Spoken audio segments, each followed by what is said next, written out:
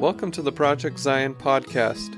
This podcast explores the unique spiritual and theological gifts Community of Christ offers for today's world.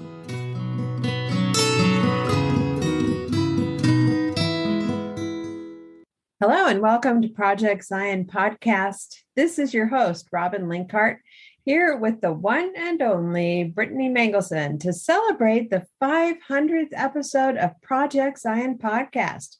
That's right. Today's podcast is the 500th full-length episode posted on Project Zion, and we want to take time to mark this as a special day in the life of our journey together as a team and with all of you, our listeners. Today, we will take a trip down memory lane, hear from different members of our team, and even take a quick peek into the future. Brittany, it's great to have you here today. What else do you have for us in the way of an intro for today's podcast?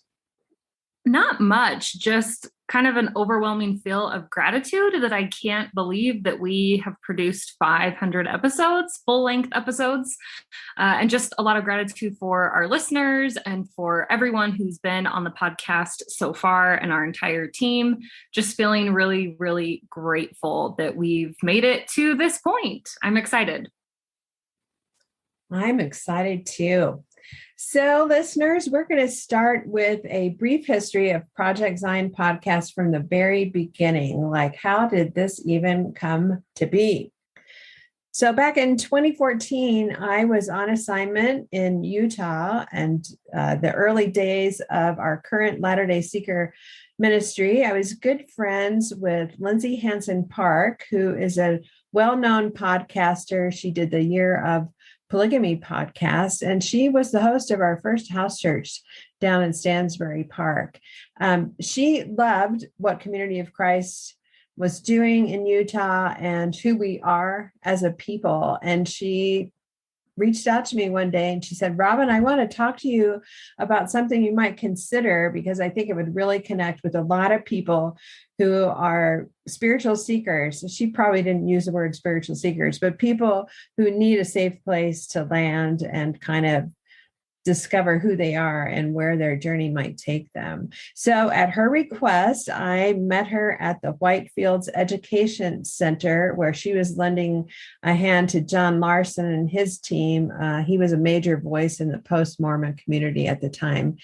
And she just said, hey, I think podcasting might be a good way for you to share about who you are and to connect with people who want more information.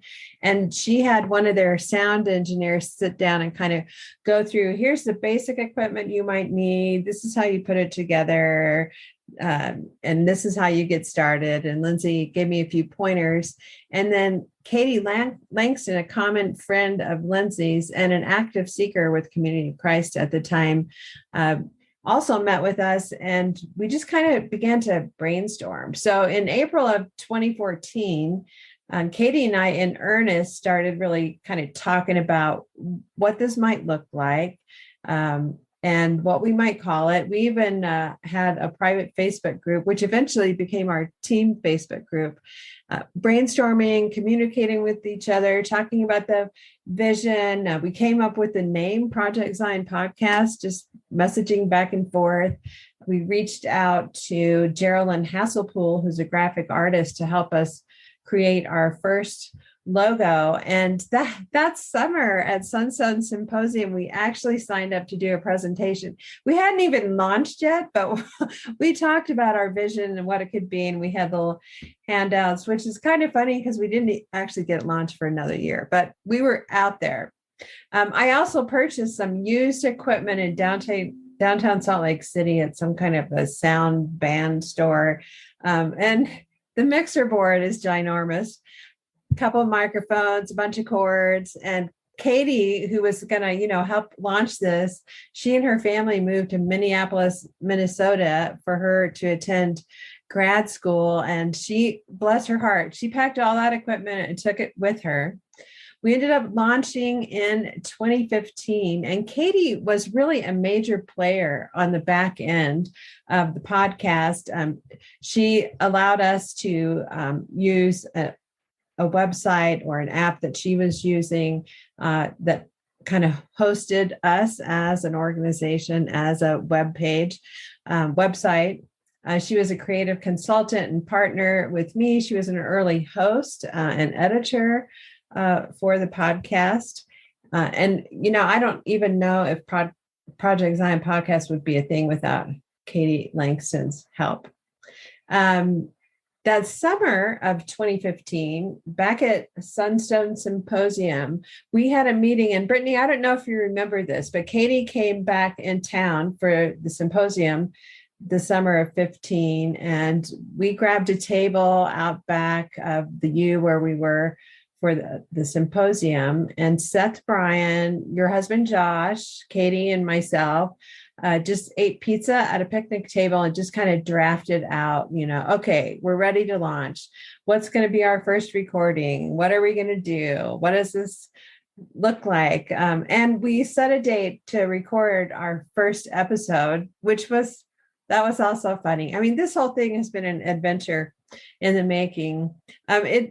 We did post that original episode 1, decided that it was pretty awful, and reassessed, took it down and put in something else in its place. But it was a seminal moment in the life of Project Zion. Another early podcast, which is one of my absolute favorites, is one that Josh did on fireflies, Let the Spirit Breathe.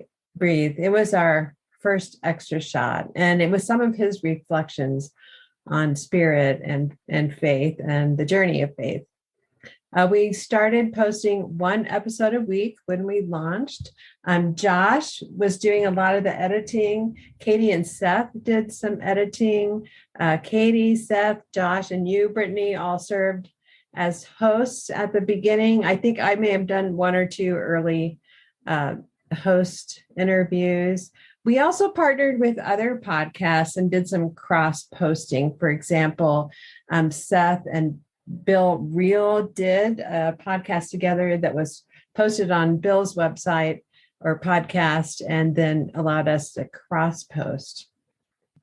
Our very first series was Percolating on Faith, and that had a real intentional focus on faith-seeking understanding, theology, the process of thinking about God and the faith journey. And I recruited Carla Long to be the host of that. She was coming on board as a Latter-day Seeker minister and was going to be in Independence for a bit before she moved out to Utah. So she took that on, and that's been a really important series in our podcast.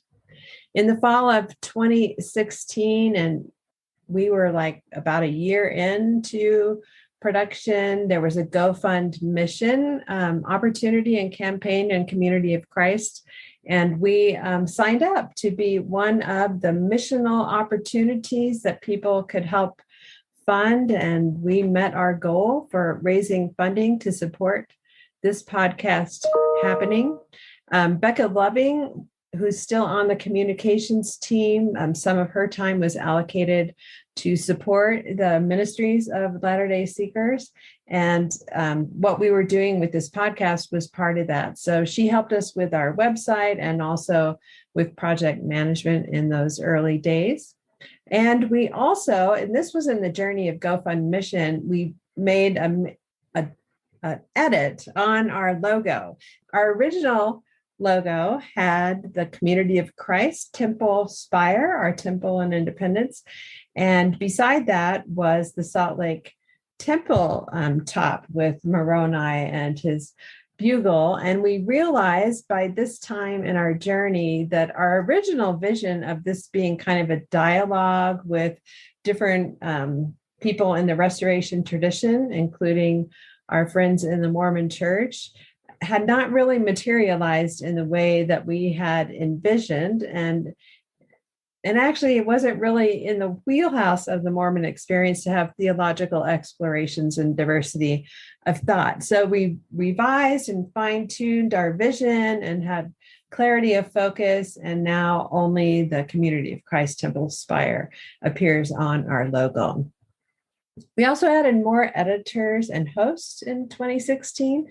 Jason Jason Eyre, who was a seeker at the time and had lots of expertise, came on as an editor, recruited Karin Peter to be a host, explore the liturgical calendar and Christian calendar in Common Grounds, and also Cup of Joe was another series that she eventually took on. Karin's been really helpful to us in giving us a lens through which to see the missionary invitation and witness opportunity resident in sharing our many stories on Project Zion podcast, helping us be outward facing and welcoming in different opportunities with Project Zion, at booths, at Sunstone Symposium, Sunstone satellite conferences like Nauvoo, as well as World Conference, which brings us to World Conference 2016. Britt and Josh were there. It was their first World Conference with their family, and they wasted no time in exploring what kind of interviews could we do face-to-face while we are there. And a really important one that they did was with Wallace B. Smith, past president prophet of Community of Christ. And it was about that time, Britt, that I think you were at least looking into seminary. Did you start seminary in 2016? Yes, I think it was right after World Conference. World Conference was in April. So I started that next fall of 2016.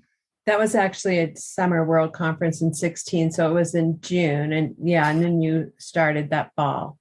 So because that was important to this whole journey of Project Zion, because you were suddenly in not only a great opportunity to learn and explore and grow, but you also were meeting tons of people and networking, and it became like this epicenter of generating ideas and content and people we could interview, and we had a little explosion of new series about that time.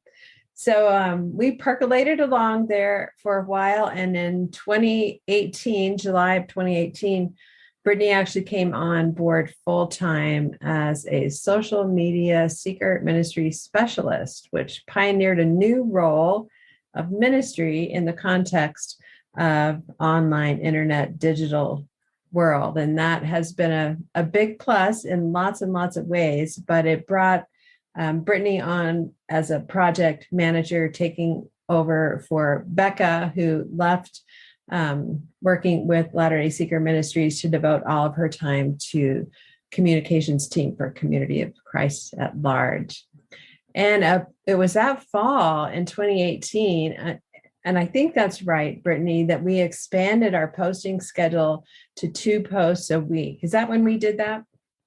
Yes, I looked it up, and October 2018 was the first month that we posted 2 a week. And that was kind of a big step, a leap of faith. I know some of our hosts were like, we're not sure about this, but it worked out great. And we've done it without fail, 2 posts a week.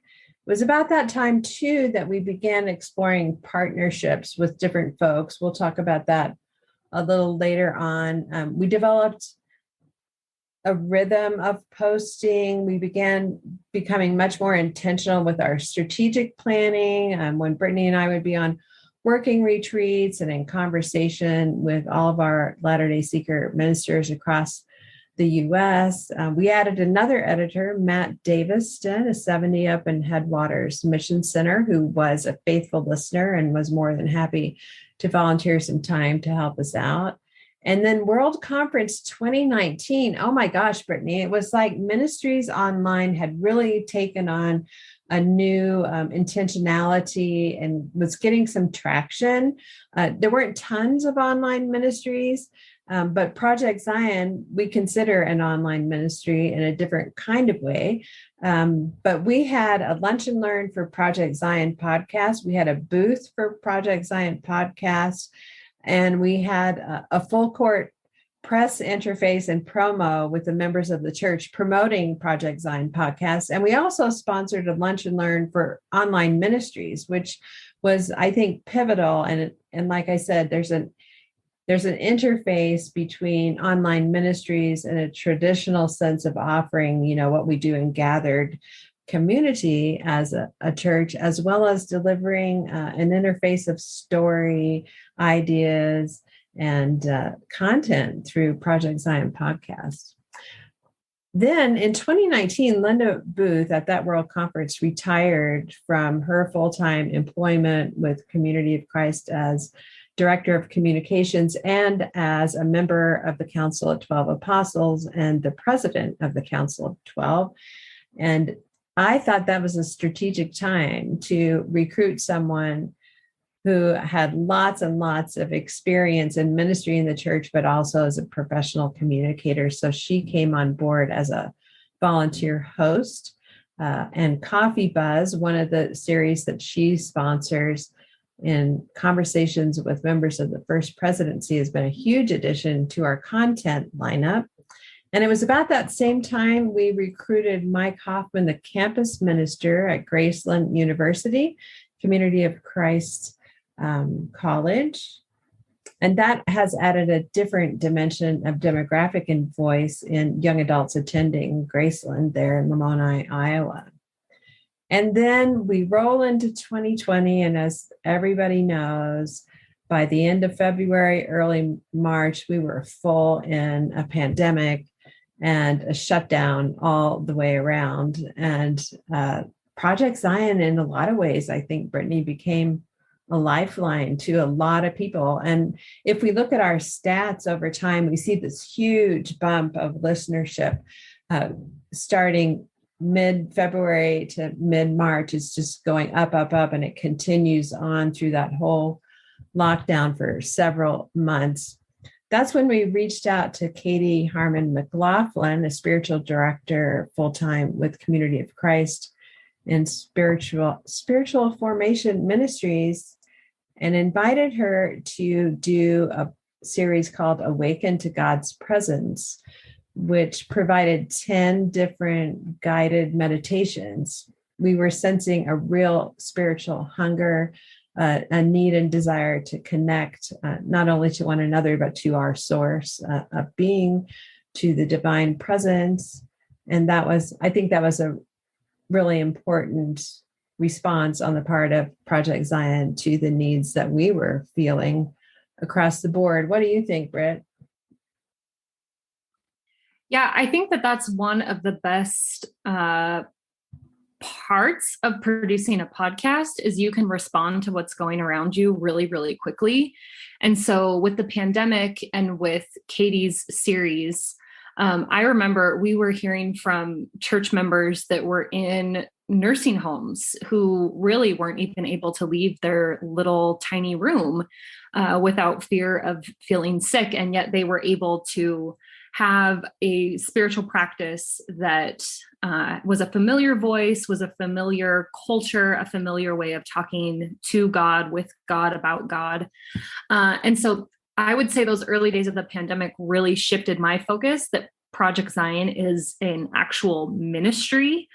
It was always a ministry, but providing pastoral care through the podcast, 2020 brought a new dimension into that. And I think it continued with President Beasley's response to the killing of George Floyd. And just at various times, for me, 2020 shifted the focus that we were actually bringing pastoral ministry to the church. Yeah. Really great insights there. We also saw a shift in the communications team and how they were interacting or taking note of the content coming out of Project Zion podcast. I think with the addition of the First Presidency's voice, that certainly got their attention. And they had put a few links to us for different things prior to that date. But this is when we see the comms team really picking up and posting links to content, using some of the content for Herald articles and other ways. So when we see that big bump in listenership through the pandemic, I think part of that was they were a partner in helping the church as a whole understand, here's another resource that we have that you can plug into, and it's a take and go. Anywhere you are, whatever you're doing, it can be there for you. Now, it was also in 19 that we had access to a great program provided through Buzzsprout, and that's a computer-generated transcription service with Otter. And previous to that, we'd had lots and lots and lots of requests to please have transcripts, but it was very laborious and time-consuming. We had a few volunteers that did some the old-fashioned way here and there for some of our most popular podcast episodes, but there was just no really time effective or economical way that we could access for a sustained transcription service to our listeners until this computer generated app came out, which has been great. It still requires transcribers to listen and fine tune, but it does a lion's share of the work. So Brittany was doing most of those transcription reviews and getting those posted online. But in 2021, we intentionally recruited some full-time transcribers. In other words, they would commit to doing that. So John White, Senior President of 7D, and Sarah Tubasing, who was the Mission Center President and a half-time Latter-day Seeker minister in Arizona, began doing that for us. And they both retired end of 2020 and continued to do that as a volunteer into 2021. That has been a wonderful asset to our team lineup, and we have really great transcriptions online for all of our episodes beginning about July of 2019. Then in late 2020, we began expanding some of our, I'll call it heavy lifting content. And Karin Peter took on a series called Hebrew, Shebrew, New Brew. And it's a 3-part. It's actually a 2-part series. All of last year was Hebrew/Shebrew, which is walking through the Old Testament with Tony and Charmaine Chvala-Smith, similar to the reflections that they offer on Percolating on Faith, but these are very scripture focused. And Karin Peter is the host. And they've completed the Hebrew/Shebrew, with the Shebrew having some episodes focused on the female voice in the Old Testament. And this year they're doing New Brew, and that's been a great addition to the lineup. So that brings us up to now, 2022. Britt, do you have anything to add or any reflections on the history of Project Zion podcast?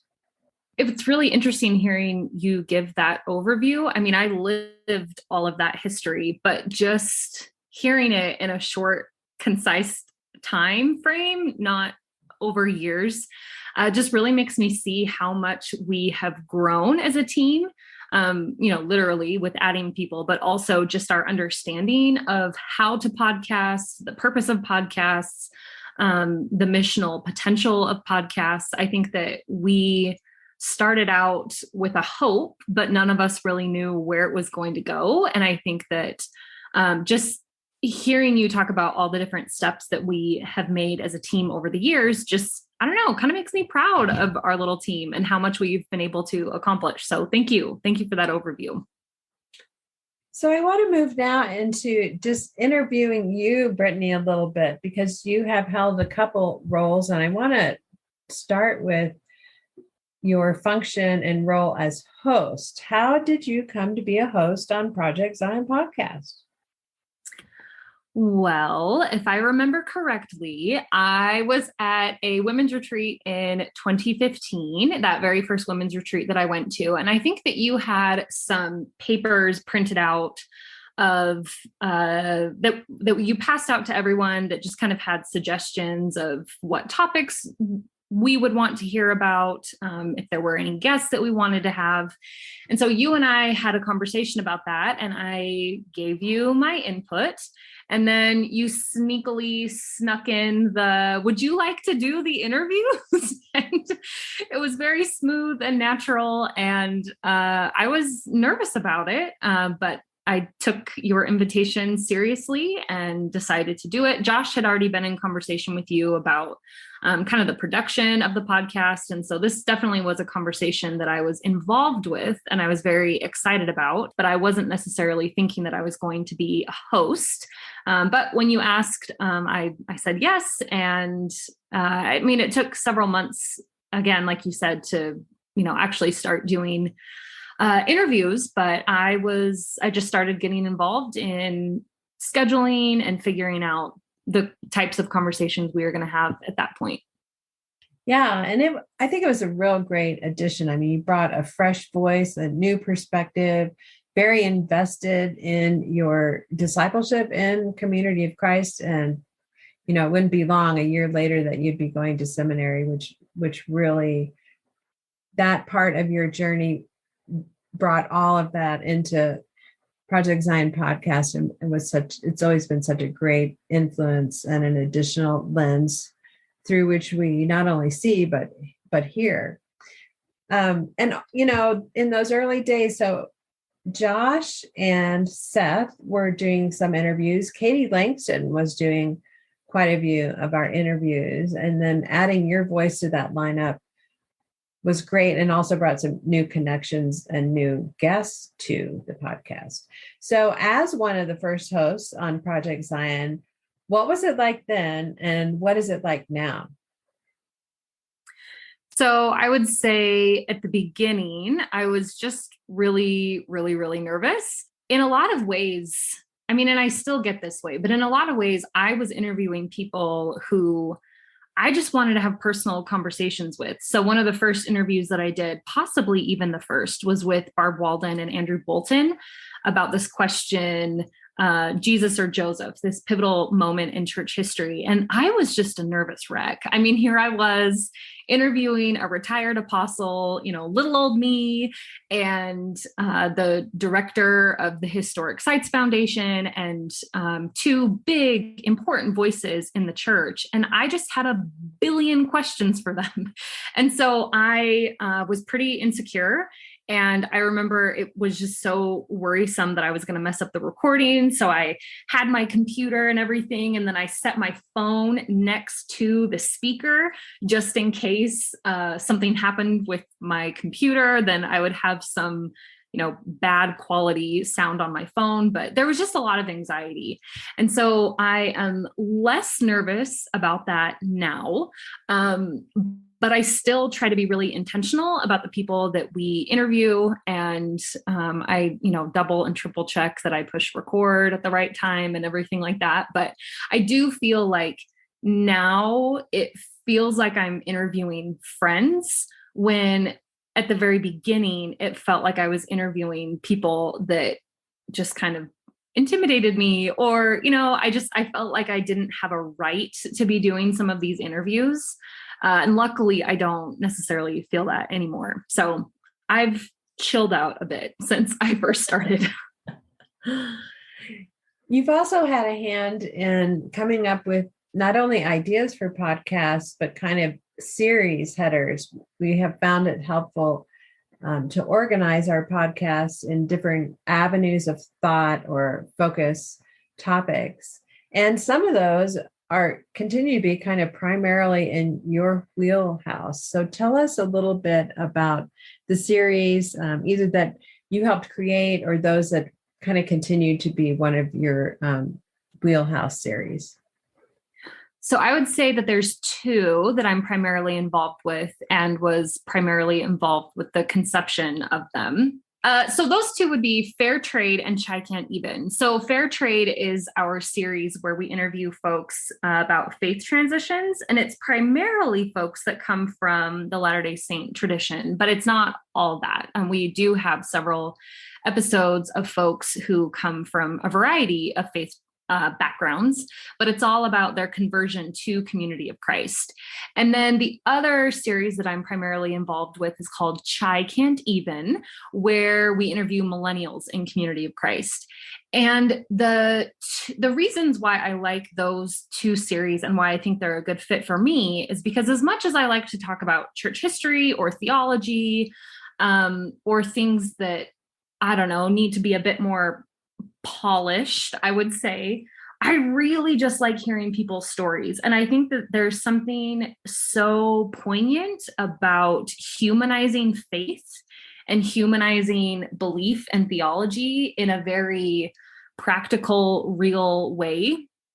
And those are what those two series do for me. And so it's giving people a platform to share about their doubts, to share about the harm that religion has done, to share about the reasons they are compelled to still be engaged in a church community, to share about the distinctives that make Community of Christ stand out, to share about the enduring principles, the mission initiatives, how they're engaged in church life, maybe how they're empowered as a queer person or as a woman within our faith tradition.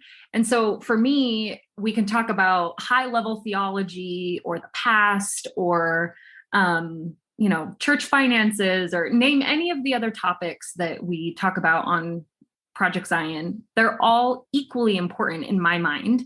But at the end of the day, for me, being a mom with young kids, for me being a millennial, for me being a person who has gone through a faith transition, I really want to pull out why we stay engaged in a faith community.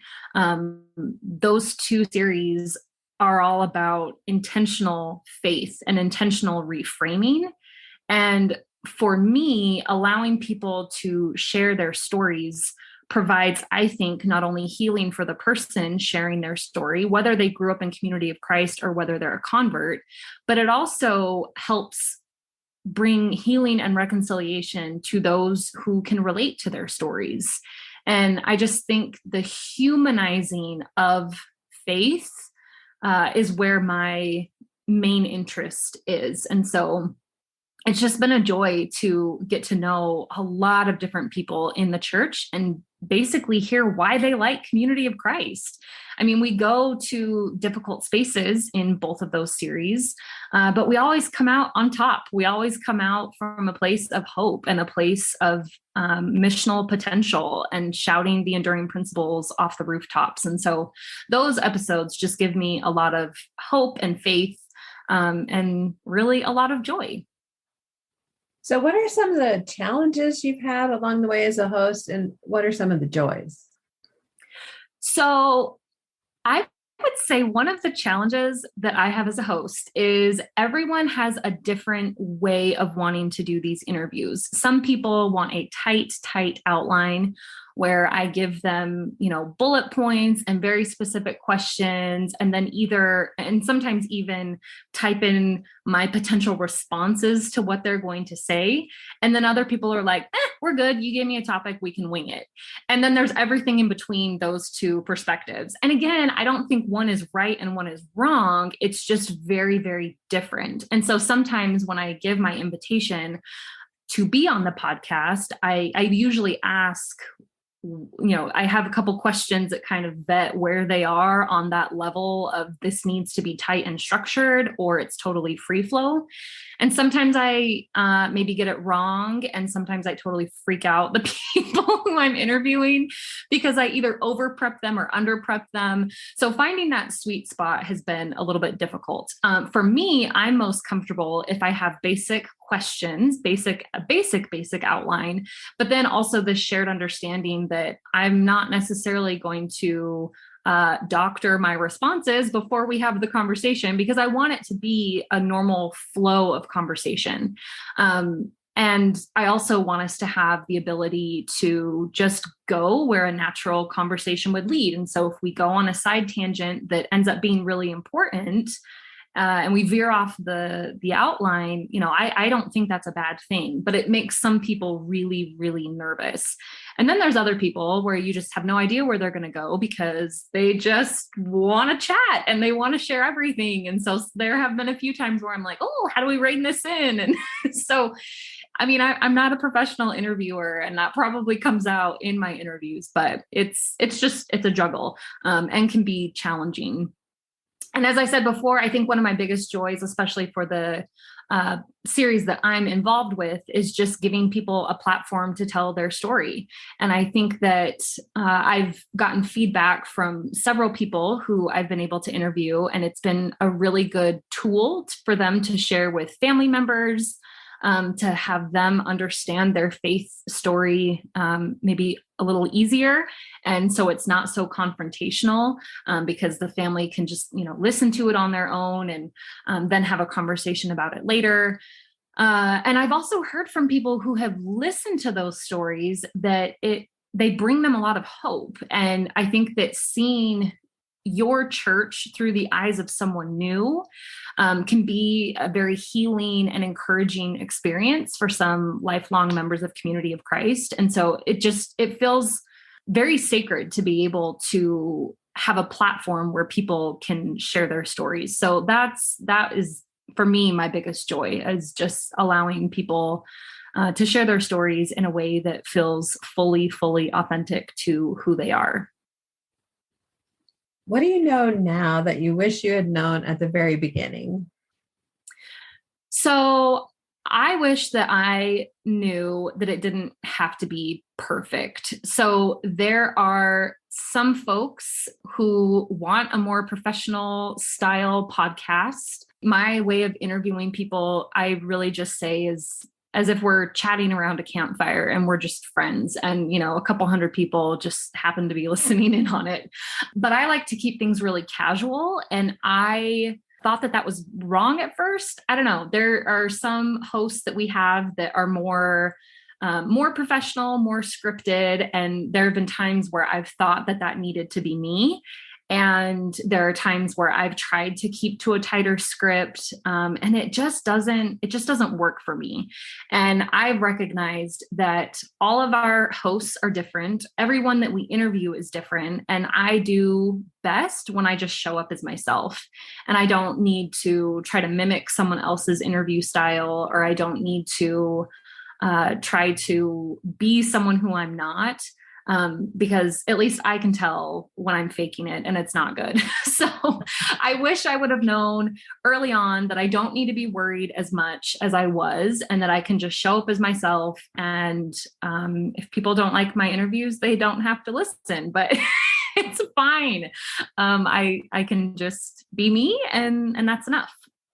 You've already touched a little bit on the positive impact Project Science had on listeners and on the team.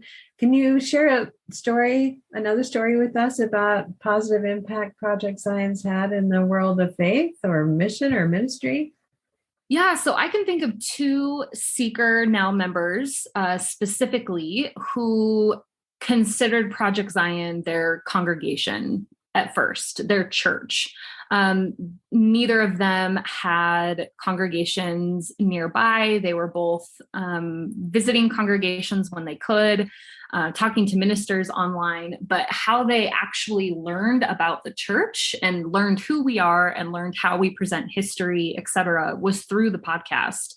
And so that has been really cool because, again, it's way more, there's way more missional potential than I even recognized at first. And knowing that I played a role in that, even if it wasn't a podcast that I hosted or whatever, like just by nature of being the project manager, I hear a lot of those stories, and knowing that it takes a big team to create this, but that it does have an impact. And I should also note that the 2 seekers that I'm thinking of were both male, and that doesn't seem like it should matter, but if you've heard me on the podcast before, you will probably know that my experience working with male seekers has been a little bit challenging because of my background with the LDS Church. Sometimes I can be really nervous to even provide ministry to men, with men even, because of the strict patriarchal society that I grew up in. And so to have 2 male seekers specifically tell me and the rest of the team that their conversion to Community of Christ was in large part, if not the majority of the reason why they were able to convert and join this faith community was just really meaningful. And as someone who has a long history of quieting and silencing my voice around men, just knowing that this ministry is meaningful for all genders and that my voice is part of that has been really healing for me as well. Tell us about one of your favorite podcast episodes and why it's a fave for you. Okay, so this might be cliche or maybe not, but when we interviewed Wallace B. Smith, I think that was hands down my favorite experience. And there was a lot going into it. As Robin mentioned, we were at World Conference 2016. We drove from Utah. So it was, a 22, 23 hour drive, and we split it over 2 days. And we had basically 3 toddlers. I mean, our kids were so little, and it was kind of an adventure getting to Missouri. And then we rolled into the temple almost immediately and jumped out and did the interview. And so I was exhausted. My kids were exhausted. Luckily, we had help with the kids. So they weren't necessarily running around, or we didn't have to worry about them. But we met in the recording studio of the temple, and Wally came in and he was so warm and generous. And it was, again, one of those pinch me moments, because here is one of the most influential humans in the church today and throughout history. And he just sat down and chatted with my husband and I like we were old friends. And we had, a little pre-interview chat, and he wanted to hear about our family and he wanted to see pictures of our kids. And it was just one of those moments where if you would have told me that was happening just a couple years before, I mean, I would have just laughed in your face. Like, it was not, it was so wild, and realizing like, oh my gosh, these folks are trusting us with this interview that really felt like recording history. And, I heard people say after they listened to that episode that they heard Wally talk about things that he had never, they had never heard him talk about before, and they've known him their whole lives. And I don't know, there was just something so special about sitting down with the man who brought us the revelation about the temple and women's ordination, and just letting him share his stories and his reflections. And, he shared about the discord that caused and the break in the church. And he talked about whether he regretted it or not. And he didn't. And, it was amazing how open he was and how just warm and kind and generous he was. And I ended up seeing him again at the next World Conference. We were on stage together talking about the temple, and he totally remembered me and wanted to know if I was still interviewing old guys like him. And, he was so sweet and humorous, and showed me his walker. And I mean, it was such a great experience. And now to consider Wallace B. Smith a friend of mine, and that's something that I will carry with me for the rest of my life. Thanks so much for sharing with us about your role as a host and all the adventures and wonderful opportunities you've had, and to network with so many different people. Now let's hear from our other hosts, Carla Long, Karin Peter, Linda Booth, and Mike Hoffman.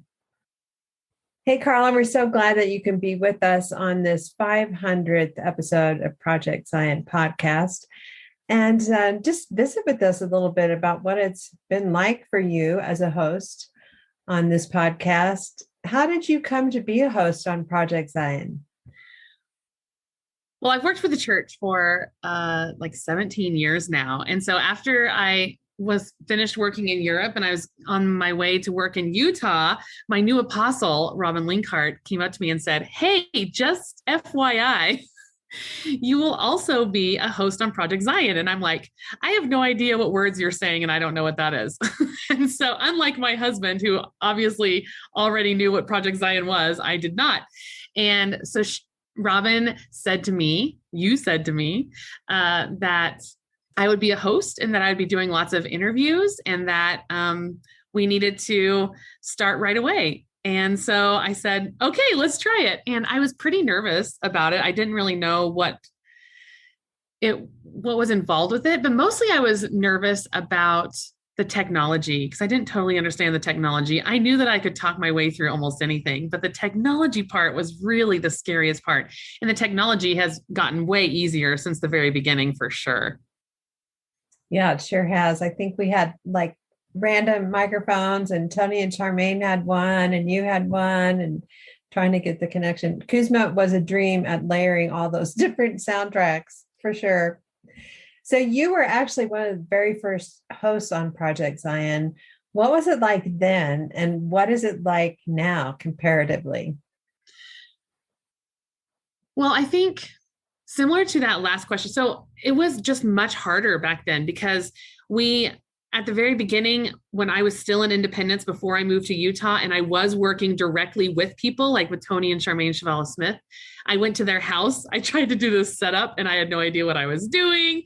It was stressful. I feel like I want to go back and listen to that very first podcast I did with them, but I also really, really, really don't want to go back and listen to it because I bet it sounds really stilted and not free and easy like what I like podcasts to be.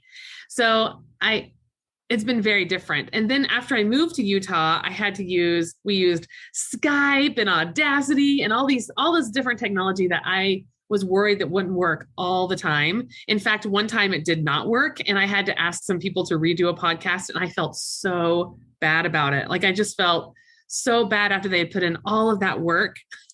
And I asked them, I wasn't able to record it. So anyway, it's much easier now. That rarely ever happens now. And so I've come a long way in regards to technology. And I think I've come a long way in regards to the interviewing process too. So Carla, what series of Project Zion podcasts are primarily in your wheelhouse? And tell us a little bit about those.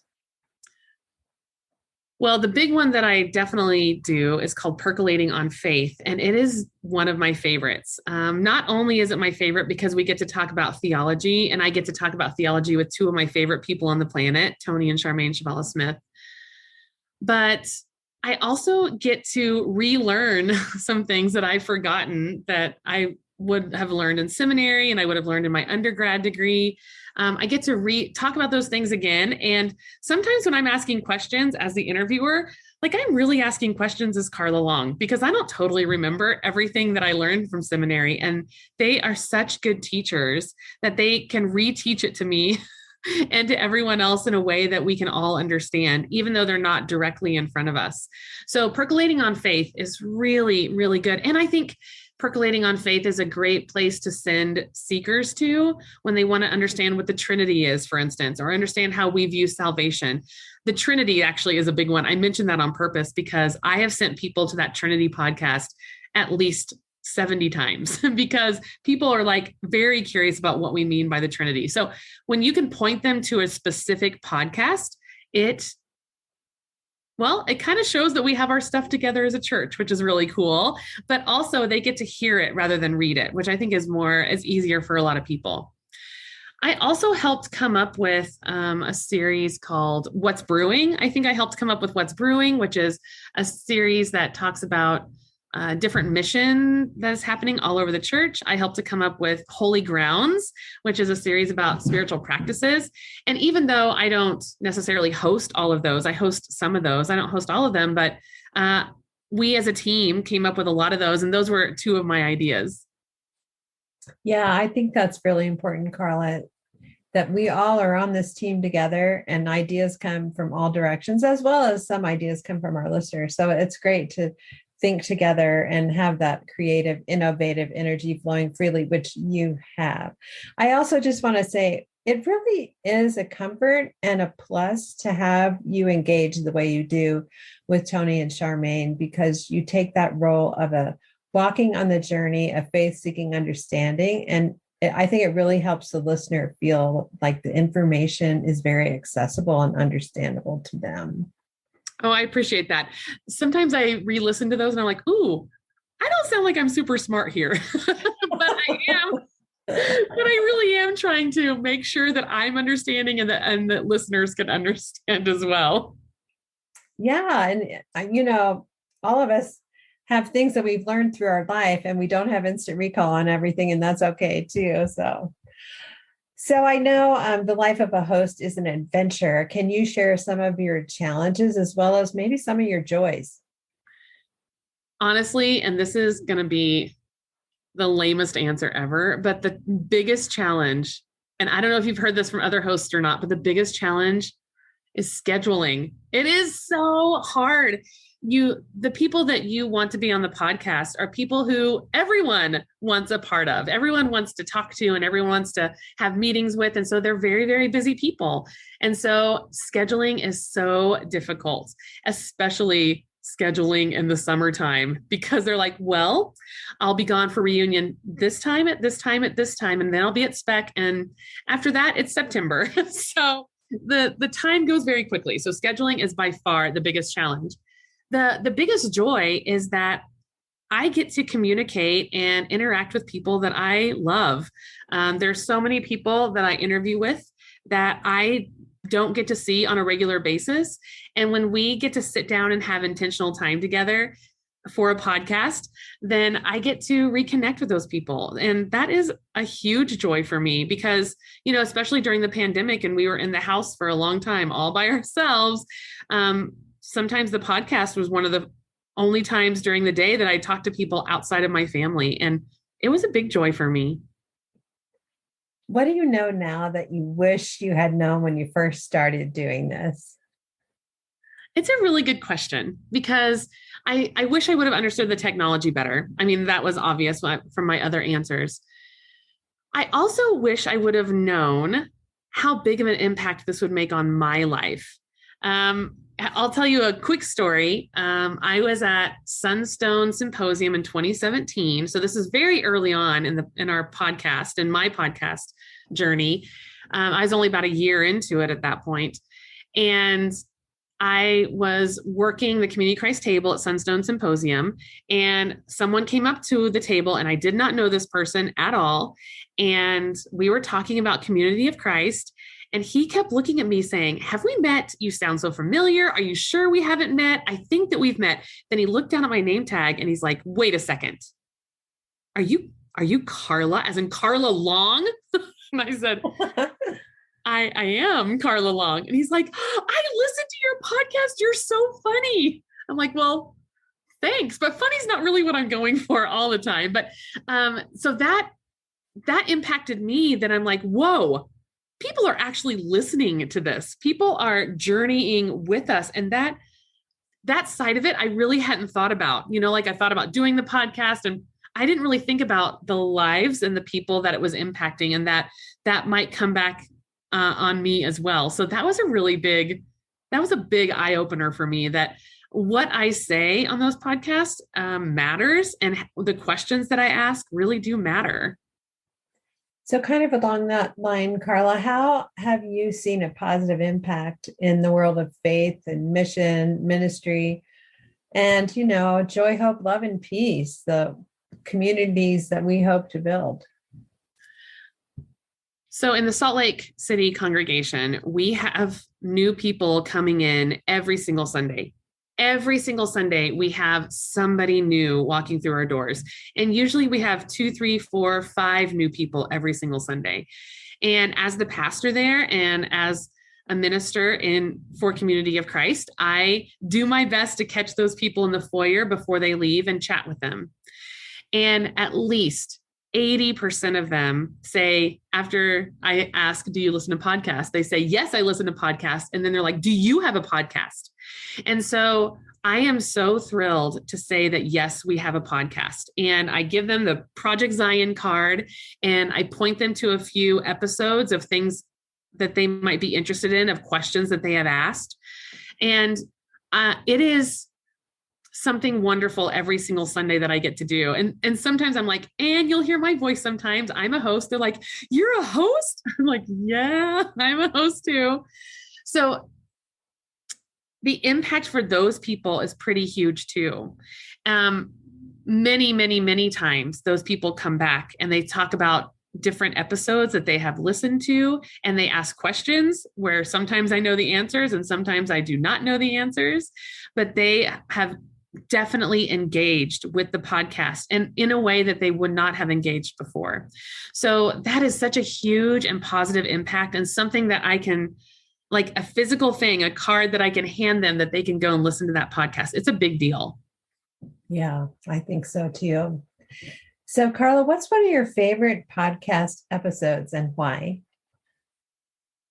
I think this is my favorite one. I quote it all the time, so I'm probably going to say it's my favorite one. It's the one Tony and Charmaine and I did from Percolating on Faith on the One True Church. In Utah, I hear the term One True Church all the time, even though it's not in Community of Christ and in our circles. I hear the One True Church all the time. And in that episode, Tony and Charmaine really lined out what it meant to be the one true church, and really lined out and said, there isn't a church on the planet that's the one true church. And that was really powerful for me to hear and actually be able to speak some words that say, that's line out why no church is the one true church. And so a lot of seekers have talked to me about the one true church, and I have been able to, because of that podcast, been able to speak really intelligently about what that means and why no one is. I love that. I'm going to have to listen to that one again now. Well, It's Carla, a really good one. Yeah, it sounds like it. I just want to thank you for being part of the Project Zion podcast team and for the countless hours that you have given to this project.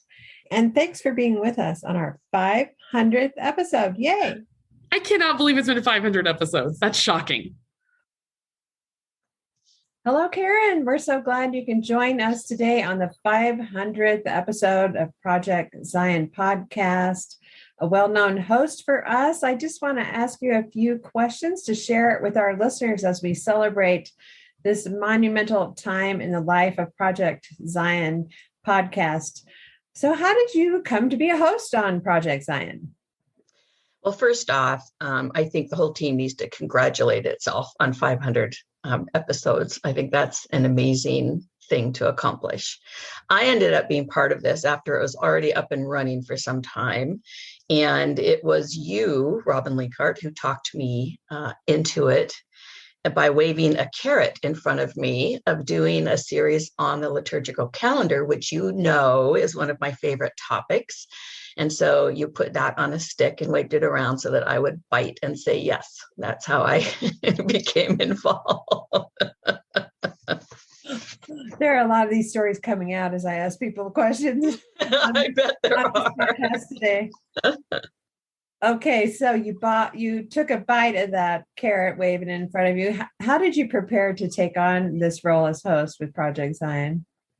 Well, you know me well enough that I can't bluff my way through this. So first, I just pretended it was not happening. I just ignored it for a long time and hoped it would go away. And I was already a podcast listener to other podcasts. I was a faithful Stuff You Should Know podcast listener, and Stuff You Missed in History Class is another one.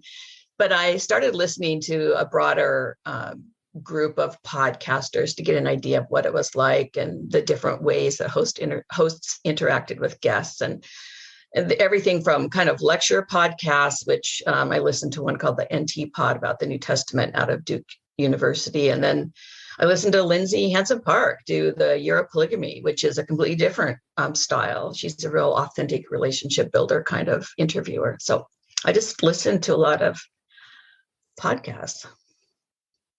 So Beyond Common Grounds, which was the caffeinated title that we developed for your liturgical year Christian calendar content, there are some other series that are primarily in your wheelhouse. Tell us a little bit about those.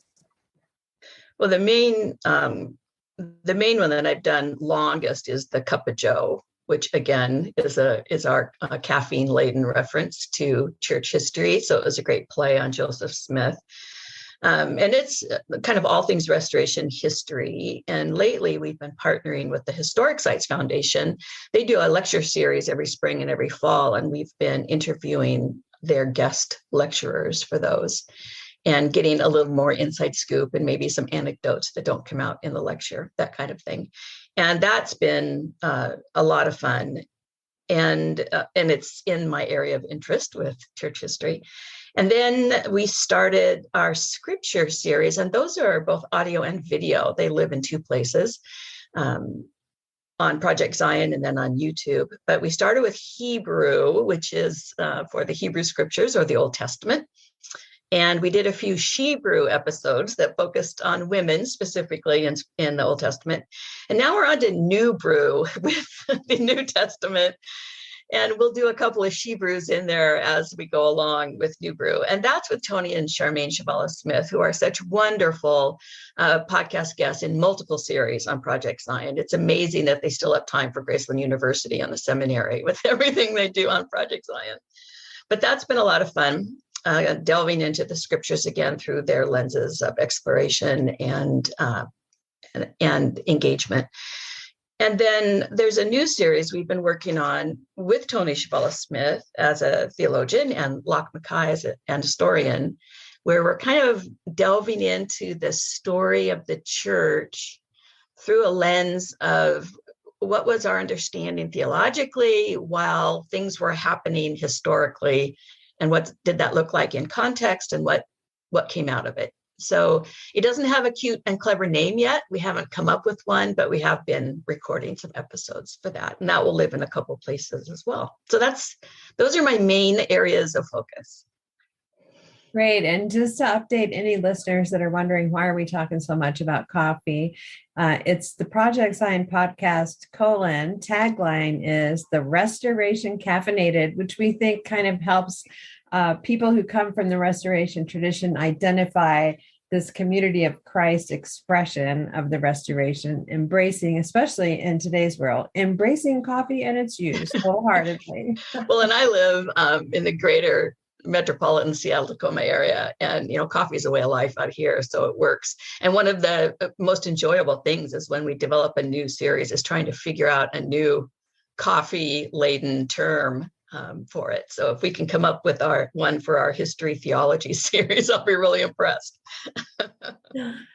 So as a host for Project Zion podcast, tell us a little bit about maybe some of the challenges that you've had to tackle and navigate, as well as a joy or two.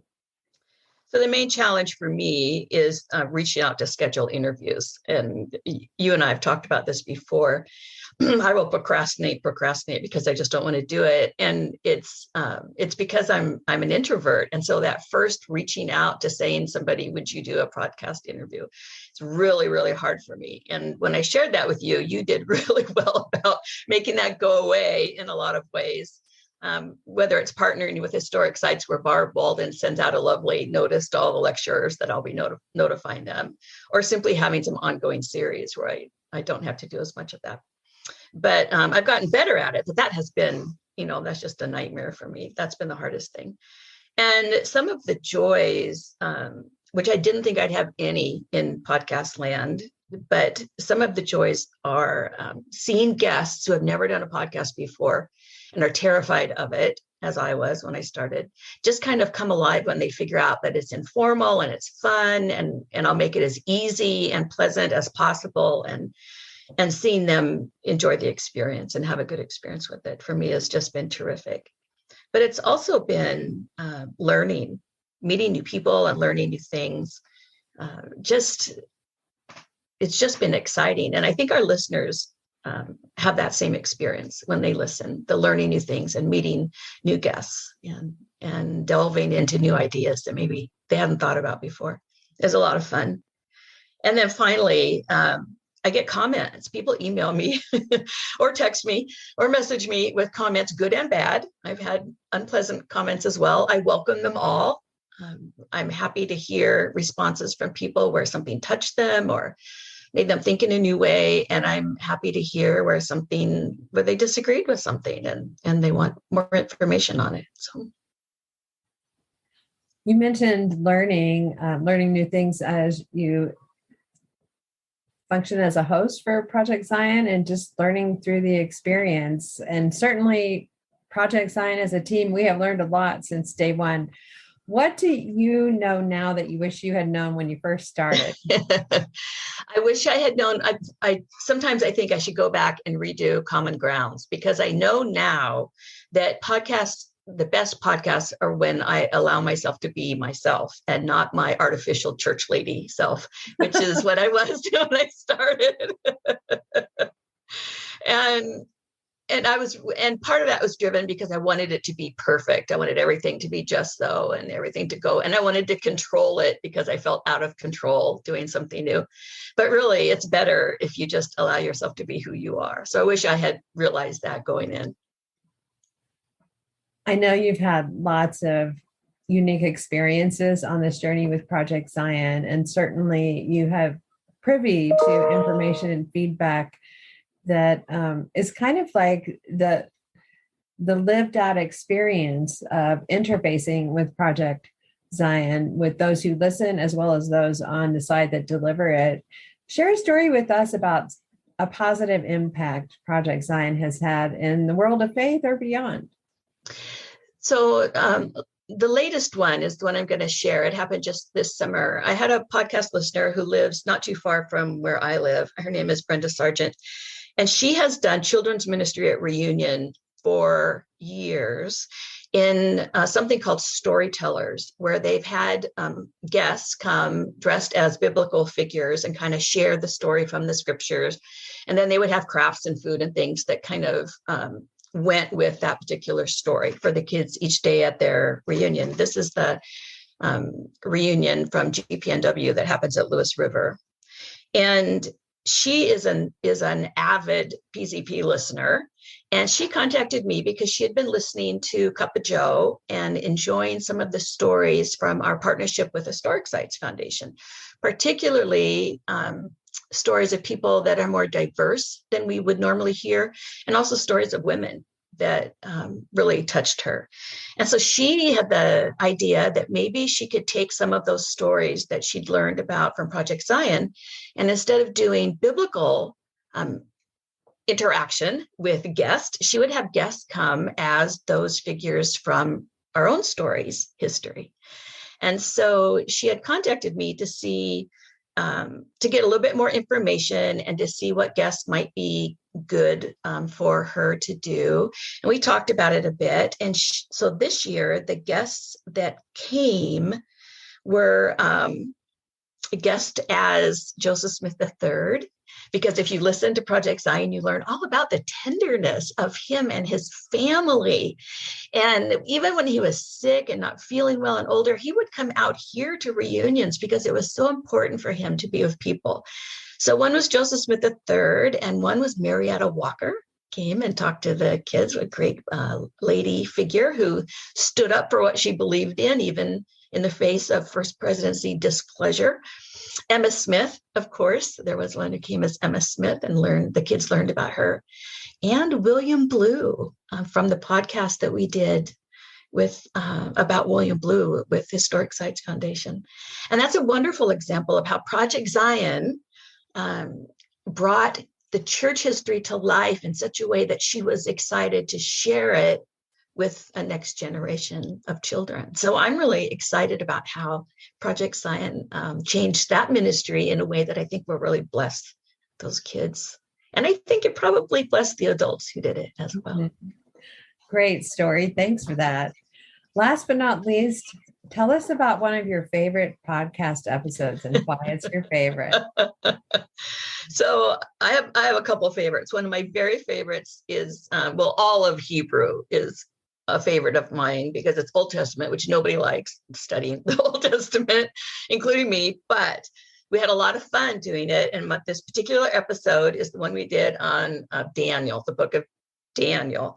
And really, and stories about Daniel, not just the book of Daniel, stories about Daniel. And, Daniel, we tell Bible stories about him and all these great things.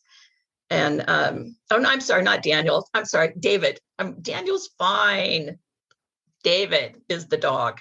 So David is the one that we tell all these stories about, David and Goliath, and David did this, and David, and so I just all of it. But if you really dig into David, he made me very unhappy. And I was not reserved in sharing my unhappiness about David in that podcast. Poor Tony and Charmaine, they would say something, I'd be like, that's horrible. I mean, it was just and go back and listen to the one about David, because in that podcast, I talk about what I think is the saddest line in Scripture. The very saddest line I have ever read in Scripture. It comes out of the story of David. So listen to that podcast and I'll tell you what it is. Now I've got to re-listen to that to find out what it is. And just FYI, so next in line would be, I did an episode with Locke Mackay on polygamy in the RLDS church, which was really interesting. So if you're one of the people that grew up RLDS like I did, and that title shocks you, listen to that episode. And also Wendy Eaton, who is a administrative assistant at the Joseph Smith Historic Site in Nauvoo, and also with Historic Sites Foundation, has done a bunch of episodes on women's stories. And she is devoted to making sure that we hear first person voices from women in our history, not men's voices talking about women. And so her podcasts are just really well researched and detailed, and she makes people come to life. So. Well, thank you, Karin, for being with us today. And thanks for all you do out front in public and behind the scenes to make Project Zion podcast what it is today. Take good care. Bye. Bye, Robin. Hey, Mike and Linda, we're so glad you could be with us today on our 500th Project Zion podcast episode. Just have some questions for you. I'd love each of you to answer. So how did you come to be a host on Project Zion podcast? I became a host on Project Zion podcast when I was visiting with the leadership of the team, and we talked about the possibilities of visiting with Community of Christ students who are attending Graceland University. I thought it was a great opportunity to hear the next generation or the younger generations talk about things going on, not only at Graceland, but things going on in their church life as well. And so I think that became a really exciting thing to explore, and I look forward to continuing the program that we offer. Well, I became a host through an invitation and a free lunch. At the time, I was a little wary of free lunches. It was right before the 2019 World Conference and my retirement from serving nearly 23 years as Community of Christ Apostle and Director of Communications. And people were already inviting me to accept ministry and leadership roles now that they thought I had more free time. I had already made several commitments to Prophet President Steve Veazey to continue serving as a volunteer member of the First Presidency team. And that meant that I was going to spend 2 weeks that summer in a ministry trip to Zambia and Malawi, Africa, to mentor and support my colleague and soon-to-be ordained friend, Catherine Mombe. So when Apostle Robin Linkhart asked me to lunch, I wondered if the purpose was to ask me to do something. And before the plates were cleared from the table, Robin did ask, would you be interested in taping stories from your newly released book, God All Around, for Project Zion? How often, I asked. Well, just once a month. Well, I thought, I can do that. Sure, I told her. And then she suggested I think about hosting a podcast. Okay, I said, I'll think about it. And then I started thinking about possibilities and came up with Coffee Buzz, a monthly conversation with a member of the First Presidency. And as today, I've taped 32 episodes. What are some of the challenges you've encountered as a host? Keeping the Coffee Buzz conversations with a member of the First Presidency under 40 minutes is always a challenge. We've had a few that have had to be two-parters. And scheduling with Steve's, Scott's, and Stacy's full calendars, it's sometimes hard to find an hour to talk. Another challenge is choosing a topic to discuss. There's always a lot of timely issues to dive deep into and share with the church. No matter what the topic is, members of the First Presidency are always candid. They speak from the heart and they are authentic and open. And sometimes they answer so honestly when they're speaking, I'm surprised, as perhaps Coffee Buzz listeners are as well. Some of the challenges that I've encountered as a host is coming up with really sort of new and innovative questions. That's been a challenge. While I typically know the students that I have started the conversation with, sometimes I don't. And so sometimes the questions emerge in the middle of our conversations, and those are typically more informative than what we would have done if we had just gone with the straight questions that I asked. So I think that's one of the challenges. And then also one of the challenges is actually helping students be comfortable, just reminding them that it's just a conversation, sitting here with me, talking with me as the campus minister. And so just try to get them to relax and be comfortable with sharing some of their thoughts. Those are some interesting challenges. What's a joy you've experienced as a Project Zion podcast host? I think every single time I've done an interview or a podcast with a student, it brings me great joy every time I've done it. And where that goes is that it's an intentional conversation, and it allows me to get to know students even at a deeper level than I otherwise would, at least in some of the cases. While I know the students pretty well, sometimes we don't take the time to sit and delve into deeper matters. And so I think Project Zion podcast and Coffee in the Swarm allows us to go deeper and to sort of get to what matters most. It's always a joy to get a chance to talk with my good friends, Steve, Scott, and Stacy. I served in World Church Leadership with Steve all of our 22 plus years, and nearly that long with Scott and Stacy. I've traveled with them, shared in ministry with them, spent hours in meetings with them. So I know them well, and I love and respect them. It's also a joy to hear from people's positive comments about Coffee Buzz, from folks when I'm on ministry assignments, or some even take time to email me to share their appreciation for a particular Coffee Buzz episode. It's always great to hear about the joys. What do you know now that you wish you had known when you first started?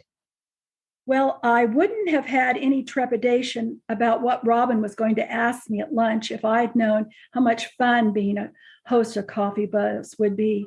And it's not what I didn't know before, but what I learn every time I have an intimate conversation with Steve or Scott or Stacy. My admiration increases each time I finish a Coffee Buzz episode with them. When I first started with Project Zion podcast, I have to tell you, I was really nervous about the technology. I didn't really know I've listened to podcasts, but I didn't really know the backstory, if you will, and the things that, I need to know about the technology. And the truth is that the technology maybe has evolved even since I started, but it's really much easier than I thought it would be. So it's been a joy to learn that, and been an advantage to learn it in some ways. I've actually taken what I've learned about Project Zion podcast technology, the technology behind it anyway, and I'm using it in some teaching modules and classroom situations, especially when we have to record video or record a message, and then it gets played back as a sort of a learning module in a class. So I think there's some advantages that way. We would love to hear you tell a few stories about some of the positive impacts you have seen this podcast have. One of the very positive things about Coffee in the Swarm and Project Zion podcast is the impact that it makes when I share with students about the fact that we even do this.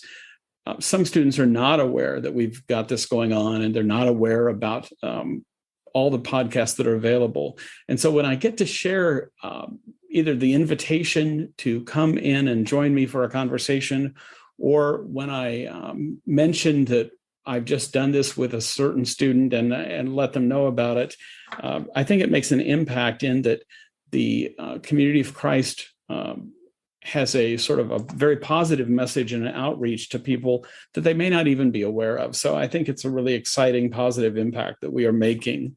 And it reinforces sort of the enduring principles and mission of the church when we do that.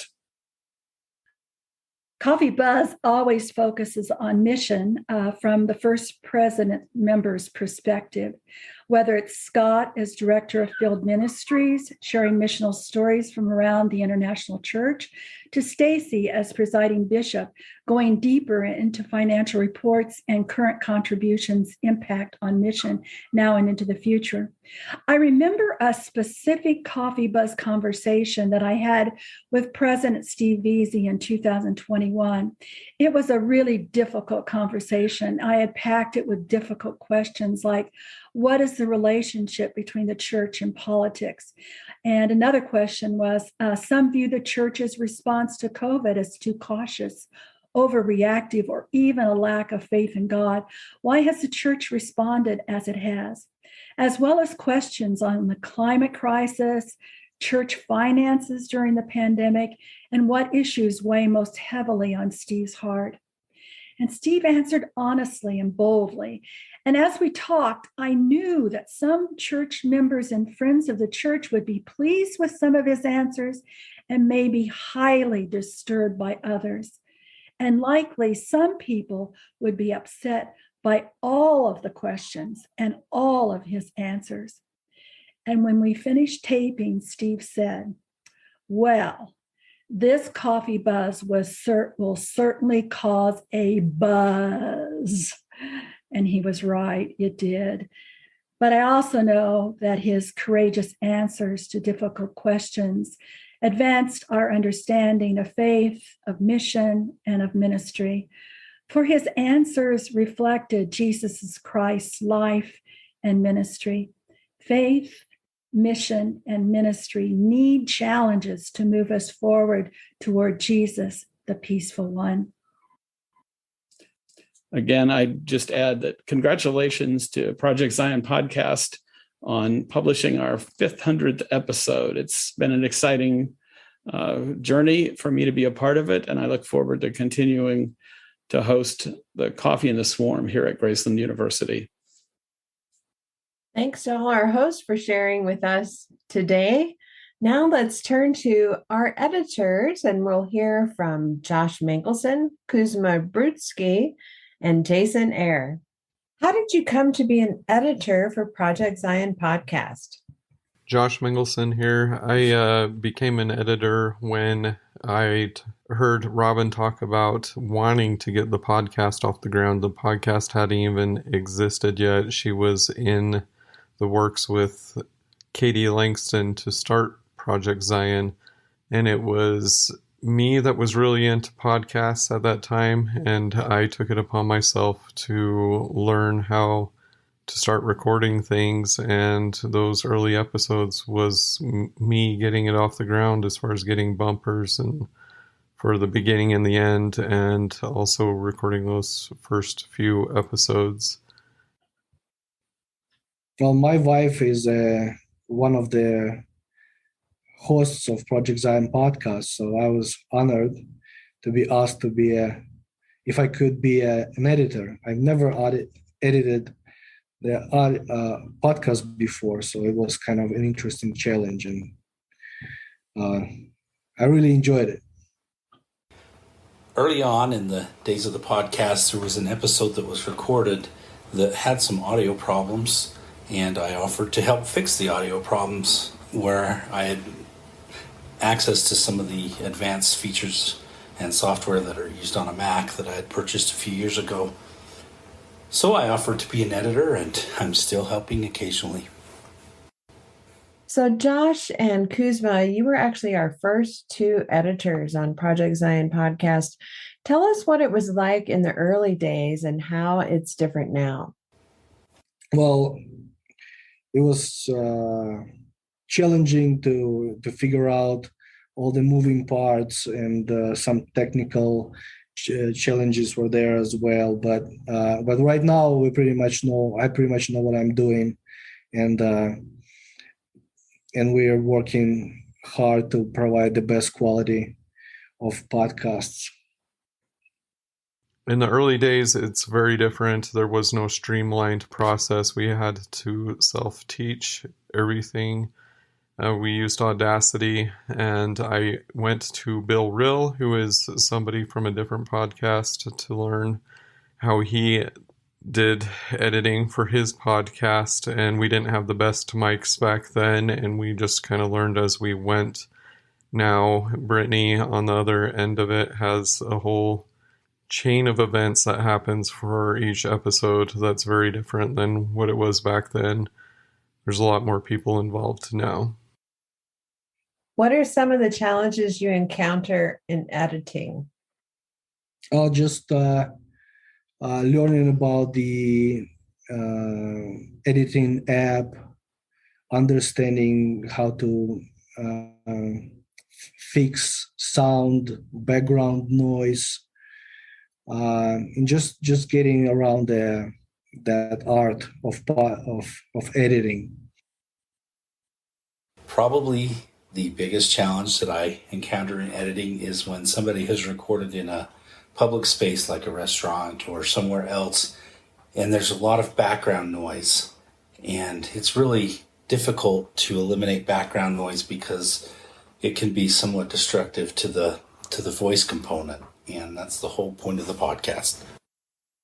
Some of the challenges have been some of the audio has been so bad that we've had to go back to whoever recorded it and ask politely that they re-record, and had to go through the learning process of if their mic wasn't good enough with, say, they did it through Zoom, that they would have to re-record it, because there's only so much you can do after the episode's recorded to fix audio. What do you enjoy most about editing for Project Zion Podcast? What I enjoy most about editing Project Zion podcasts is knowing that the podcast itself had a very important impact on my life and on my decision to look at Community of Christ and to eventually join. It brings me great joy to think that I can do something to help other people who may have been going through the same challenges I did find the same helps that I did. What I enjoyed most about editing for Project Zion was being able to take control of how I sounded. So if it was specifically the episodes that I was in, I could make myself sound more intelligible than I would be face to face. Well, I like to be the one who listens firsthand the new episodes. And I love it. I love to be aware of what's going on and what's the latest out there. Share one of your favorite bloopers with our listeners. There was a podcast that I was editing, and I believe it was on environmental topics. And sometimes I do destructive editing where I remove the ums and some of the other low-lying things that people do or moan about as they're talking, especially when they're nervous. And I removed something that changed the entire way. It made it sound like instead of saying yes to something, they were saying no. And I had to go back and try to really work hard to make sure that I wasn't completely changing the message there. Some of my favorite bloopers come from Tony and Charmaine episodes. Tony would add little bits in with Carla that we'd have to take out. And in fact, I added some of them as an Easter egg at the end of the bumper. If you want to go back to some of the early Tony and Charmaine episodes, you're going to hear some bloopers at the end of the exiting audio. What's your favorite Project Zion podcast episode? Actually, I started to listen Project Zion podcast. I believe I was one of the first listeners, maybe even, because when I was a missionary coordinator for Eastern Europe or for Eastern Eurasia, I was working with LDS seekers, and I found this great resource called Project Zion podcast that that was talking about faith transitions from the LDS Church to Community of Christ. And it was extremely helpful for me back there many years ago in Ukraine. So I was already familiar with what Project Zion podcast is before I met the team and became an editor. And my favorite PZP episode goes back to the 2016 World Conference, where Brittany and I had recorded an episode with Wallace B. Smith, who was one of the presidents of Community of Christ. Just being able to hear firsthand from him his experiences during those transitional years that led to where Community of Christ is now was very fascinating. Everything in the Hebrew series, I found that I was looking forward to those episodes with Tony and Charmaine and Carla, and I was looking forward to having the stories of the Old Testament that I had taken so literally early on in my life explained to me in such amazing context and explained to me with such care. I felt like it was almost like grown-up story time. Thanks so much, Josh, Kuzma, and Jason. Special thanks to Matt Davisdon, who could not be with us to celebrate today. Also, deep gratitude to our transcribers, John White and Sarah Tubasing. Be sure to check out episode 431 to hear all about transcribing. And they also include some funny bloopers for all of you. So don't miss a chance to hear more from John and Sarah there. Let's go back to Brittany now. In July of 2018, Britt, you came on board a new role for you as a project manager for Project Zion podcast. Tell us about that experience for you, both personally and how it impacted our footprint as a podcast. So that was a wild ride. Not only had I never fully produced a podcast, I also had never really been a project manager of a team to this size and that would produce this amount of content. And so there was a lot of learning on the job. So tons and tons and tons of Googling. I watched hours and hours of YouTube videos and various online tutorials and different tips and tricks and of not only managing a team, but of just the very beginning and end process for producing a podcast. At one point, Robin, you had asked me to make a document of everything, every single step that needs to happen from beginning to end of a podcast. And I mean, there's like over 45 steps that have to be taken.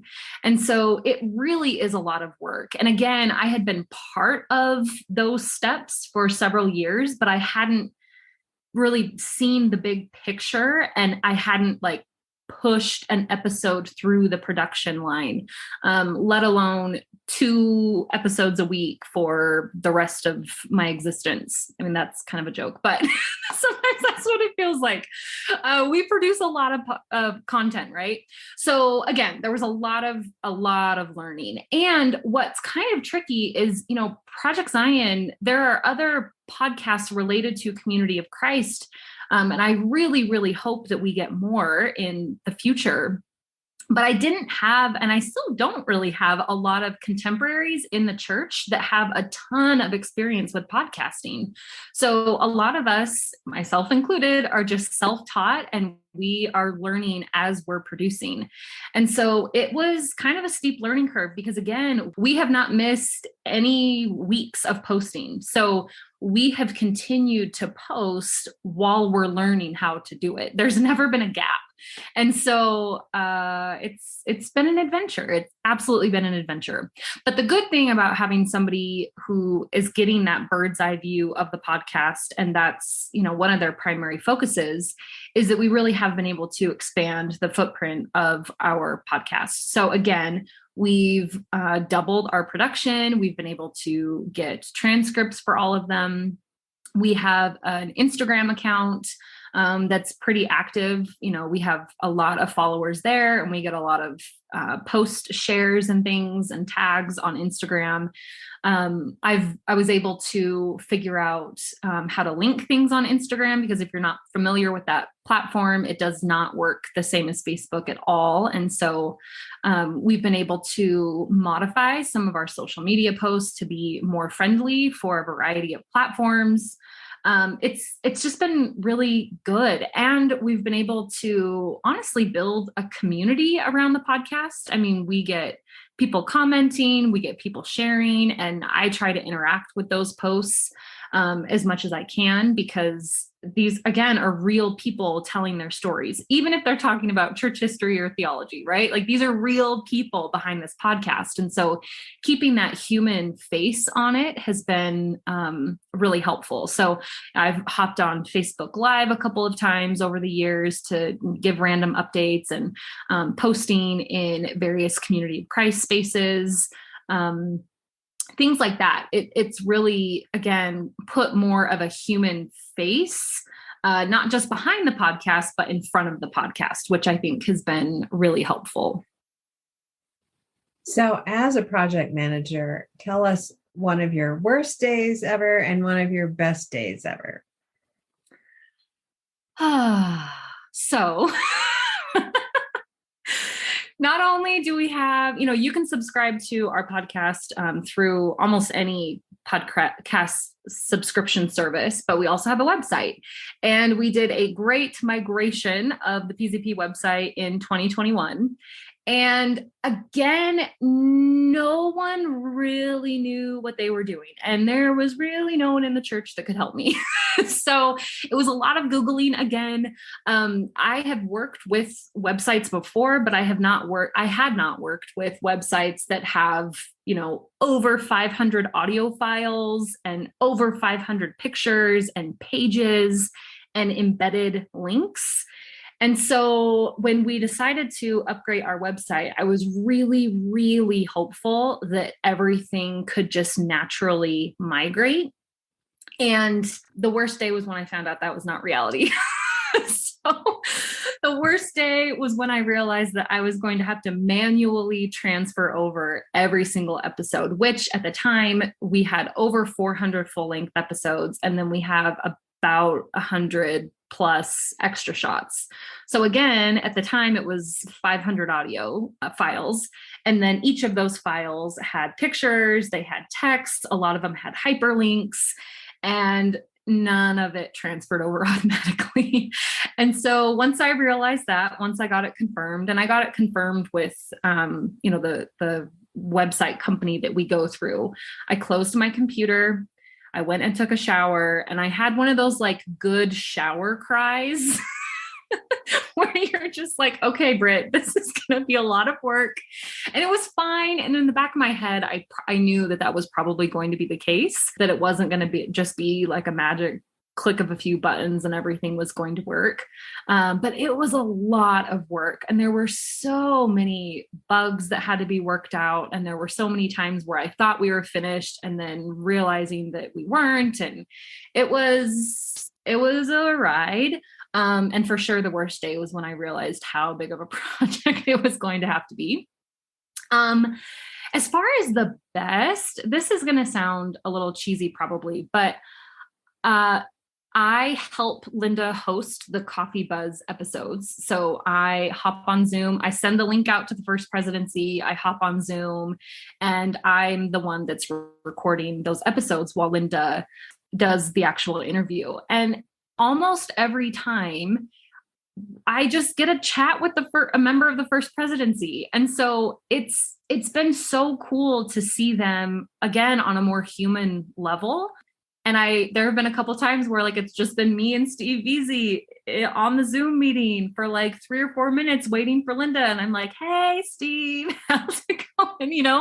And again, it seems so cheesy, but it's like one of those pinch me moments, because here I am with the president of the church on Zoom, or with Scott Murphy or Stacey Cram, and they're genuinely interested in my life and how things are going and how ministry is going here in Utah. And I mean, those moments are just really cool. And again, being part of that production process truly is just an honor. So those are always my best days. Well, I'm so glad that you worked through your worst day ever and that you have best days that are just kind of sprinkled through your monthly schedule as a project manager. Next stop is we're going to look at our series lineup and just kind of review those, and also let you know how you can use podcasts in your everyday life in different settings, whether that be personal or with a group, in lots of different ways. So we have talked about some of these series already. Percolating on faith, thinking about God and growing in faith. We talked about Hebrew, Shebrew, New Brew series on the Bible, going through the Old Testament and the New Testament. Both of these series, Percolating on Faith and the Hebrew, Shebrew, New Brew, feature Charmaine and Tony Shavala-Smith. And Carla Long hosts Percolating on Faith, and Karin Peter hosts the Hebrew Collection. I want to take a moment, too, to talk about the titles for our series, because we are the Project Zion podcast with a tagline, The Restoration Caffeinated, which kind of identifies us as a particular expression of the Restoration tradition, and we embrace our use of coffee. So we come up with creative series titles that in some way connect with coffee. Awaken to God's Presence is the only exception to that. And we talked about that earlier, a series of guided spiritual practices with Katie Harmon McLaughlin. And recently, Tyler Mars has been adding to that lineup of guided spiritual practices. Holy Grounds, which is a deep dive in spirituality and sacraments. Common Grounds, which introduces you to the Christian liturgical calendar and revised common lectionary. Cup of Joe explores the people, places, and events of restoration history. Nothing is off the table, and we dig deep. We do a lot of deep dives, don't we, Britt? We absolutely do. We also have Cup of Joe partners with the Historic Sites Foundation. They've done summer, autumn, and spring series with follow-up interviews with all the presenters. Chai Can't Even, Britt talked about this earlier, sit in on chats with young adults as they talk openly about life and faith and struggles and joys and why they choose to stay active in Community of Christ. Fair Trade features courageous people and the candid stories of their faith journey and what brought them to Community of Christ. What's Brewing is all about mission and lots of very diverse stories of how people of faith are living out mission in transforming ways. Coffee in the Swarm, this is with Mike Hoffman as he connects our listeners with diverse students who are on the go, always busy and full of adventures to share about on their journey of living and learning. Steamers and Sodas is focused on ministry with and from children and teens. It's generally energy-packed interviews featuring ideas galore. Coffee Buzz, as we have talked about, are the candid conversations that Linda Booth has with Community of Christ First Presidency. And seriously, they talk about all the latest happenings in the church and in the world. Coffee Connect is Linda's other series, and it features her stories of life and ministry that are really true inspirations to all the listeners. No Filter is a special series for sensitive and sometimes controversial topics because we really believe that faith is about our whole lives, and we need a place and a space to get real and talk about all of it. So we have rated it PG-13 with parental guidance suggested, and we put in an early bumper on that alerting the listener that this will be some sensitive information. And then we have our partners. So we already talked about historic sites.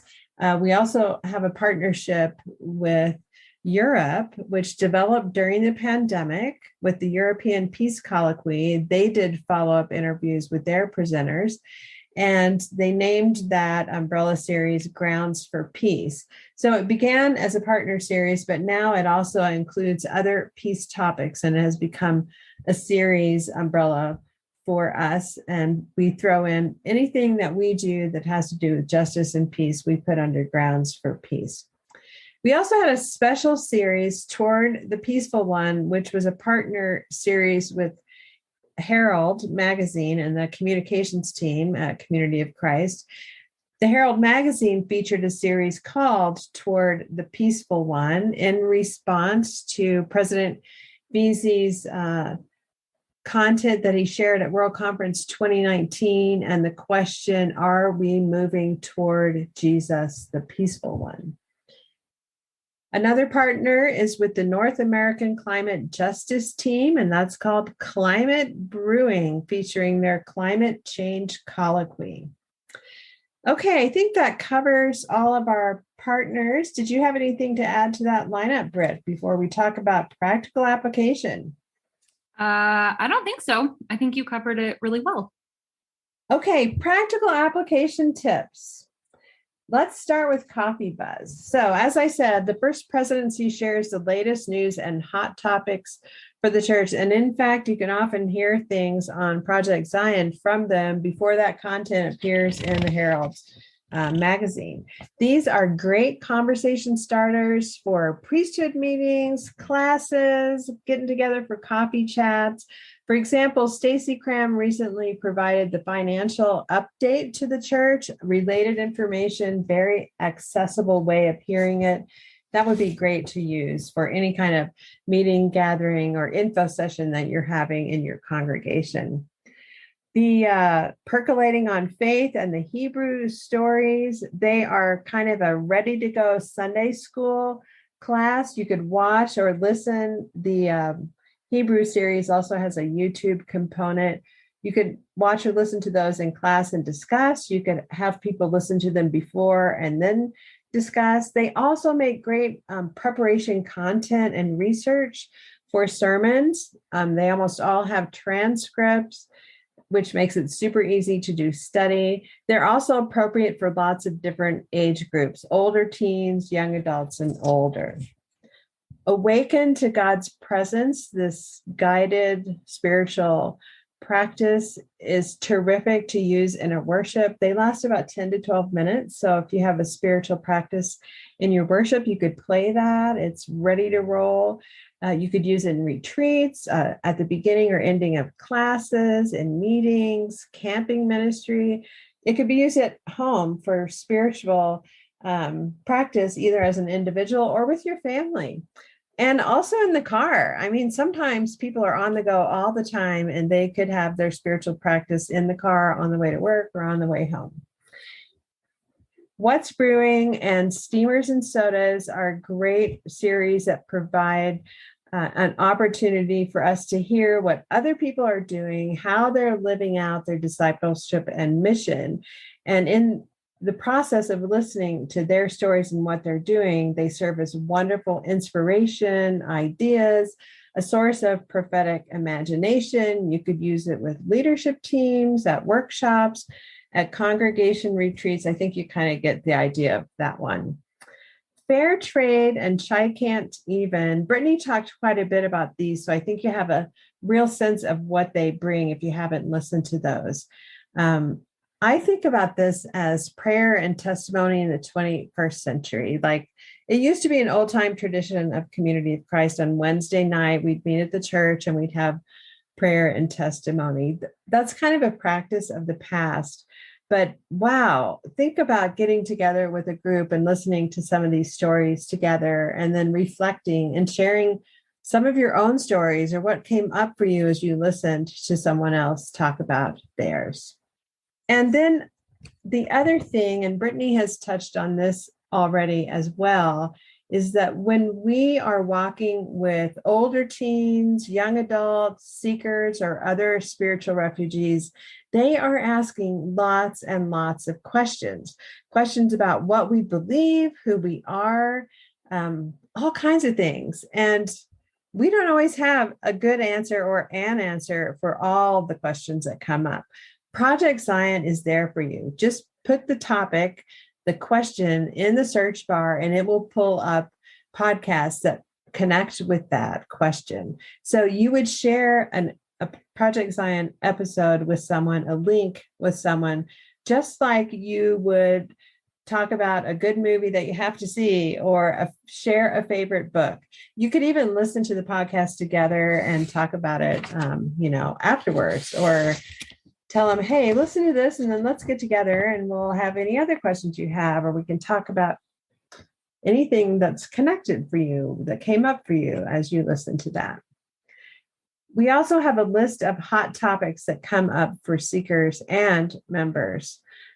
Things like LGBTQ+, women's ordination, common consent, Trinity, church history, difficult topics like polygamy, race, sexual ethics, theology, scripture, and spirituality. So those are relevant topics, hot topics with application, not just to seekers and spiritual refugees, but lots and lots of people on a journey of faith, seeking, understanding.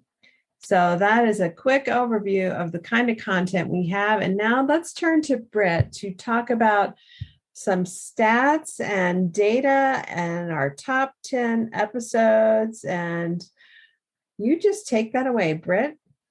Yeah, so we monitor our stats pretty carefully. And so I have some to share with you today. So first, I'm going to go over our top 10 episodes. And just a note that by nature of podcasting, the episodes that have been up the longest tend to have more downloads because they've been around longer for folks to download. But that is not always the case for our top 10 episodes. So we're going to dive right on into it. Our number one most listened to episode is episode number 1, the restoration from 20,000 feet up. That was posted on August 30th, 2015. And that currently has 1,604 downloads. Our second most popular podcast is episode 179, A Way of Life with Tony Shavala Smith. That one was posted in April of 2019, April 2nd, 2019. And that one currently has 1,460 downloads.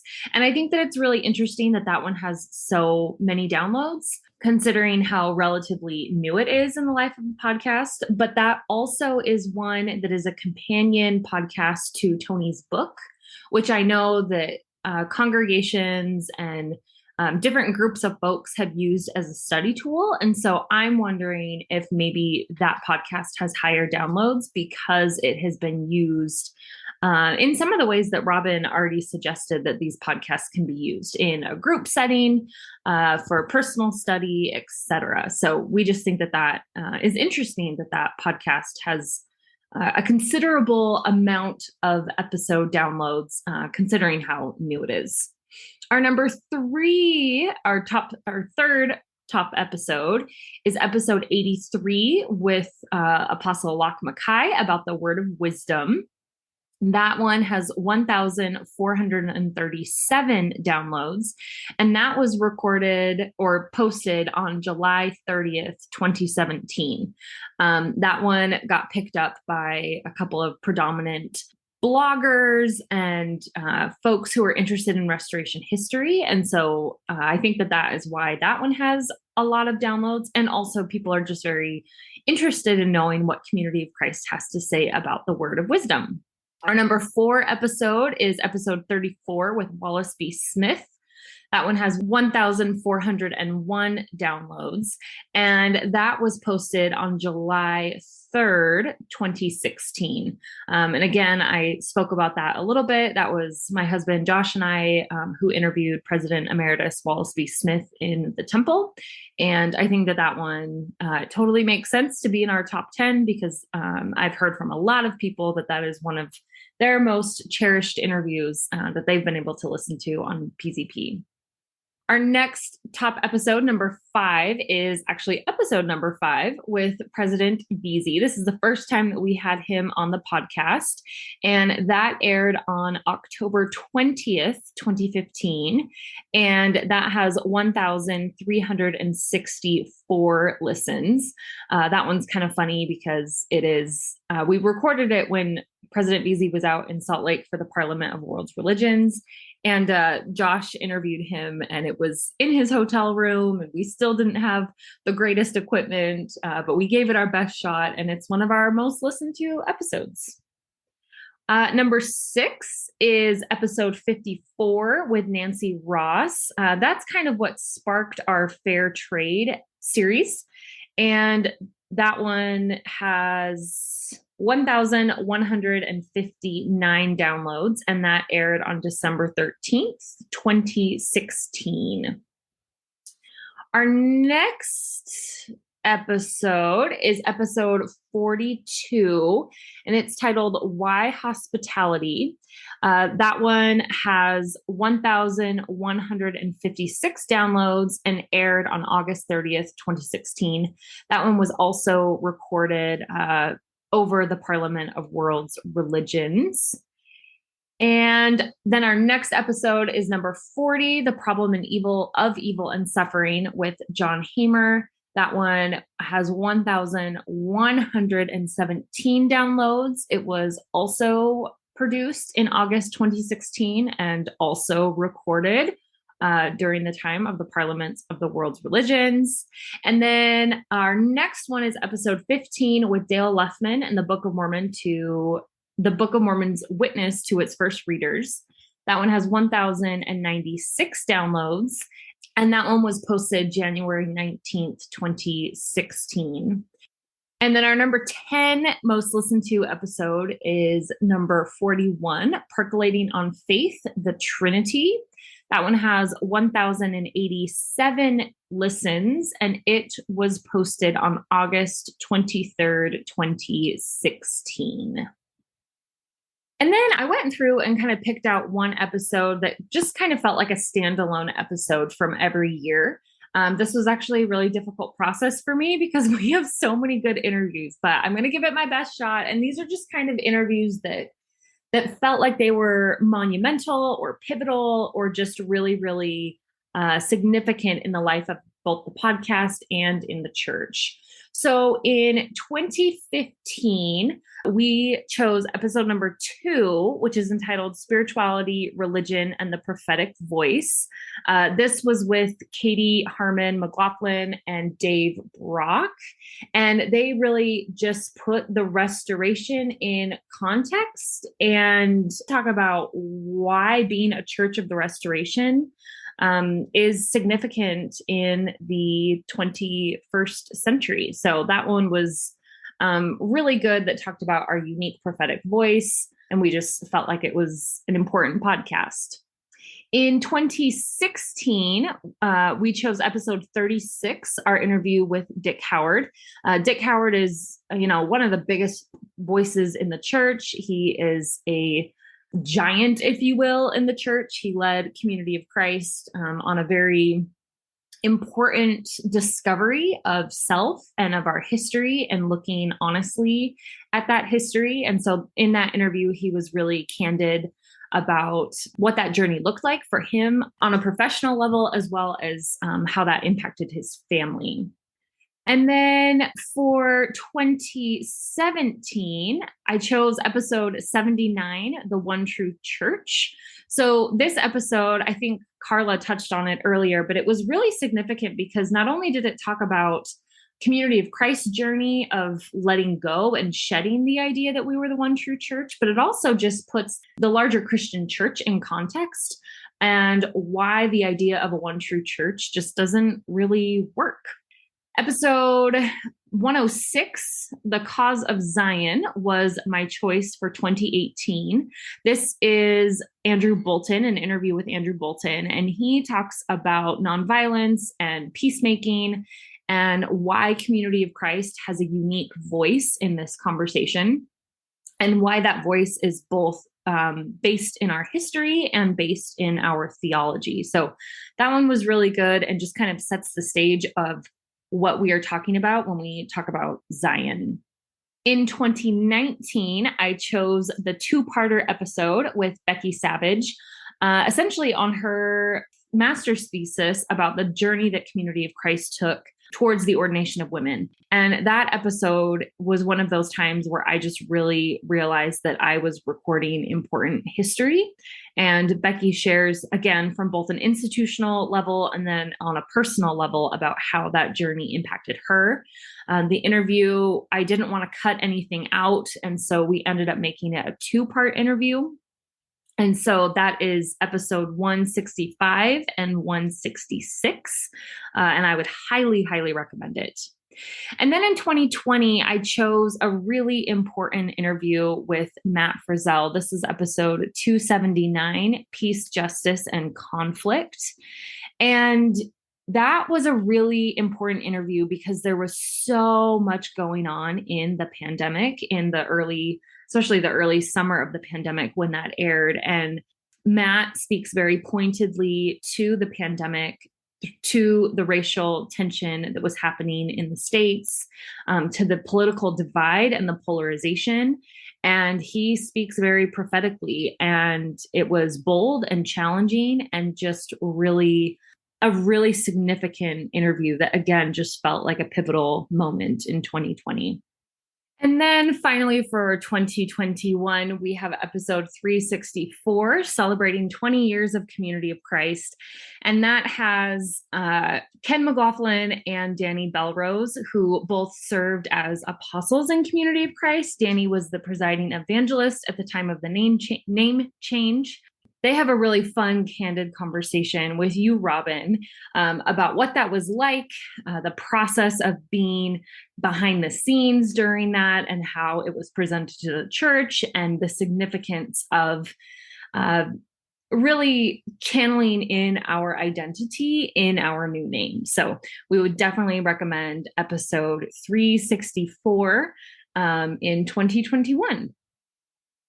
Thanks, Britt. That's been another way for us to walk through the history of Project Zion podcast. And those of you listening, I'm sure you're making note of some you haven't listened to yet that sounded intriguing to you as Britt shared those. Let's take a quick look at what's coming up for Project Zion the rest of this year and into 2023.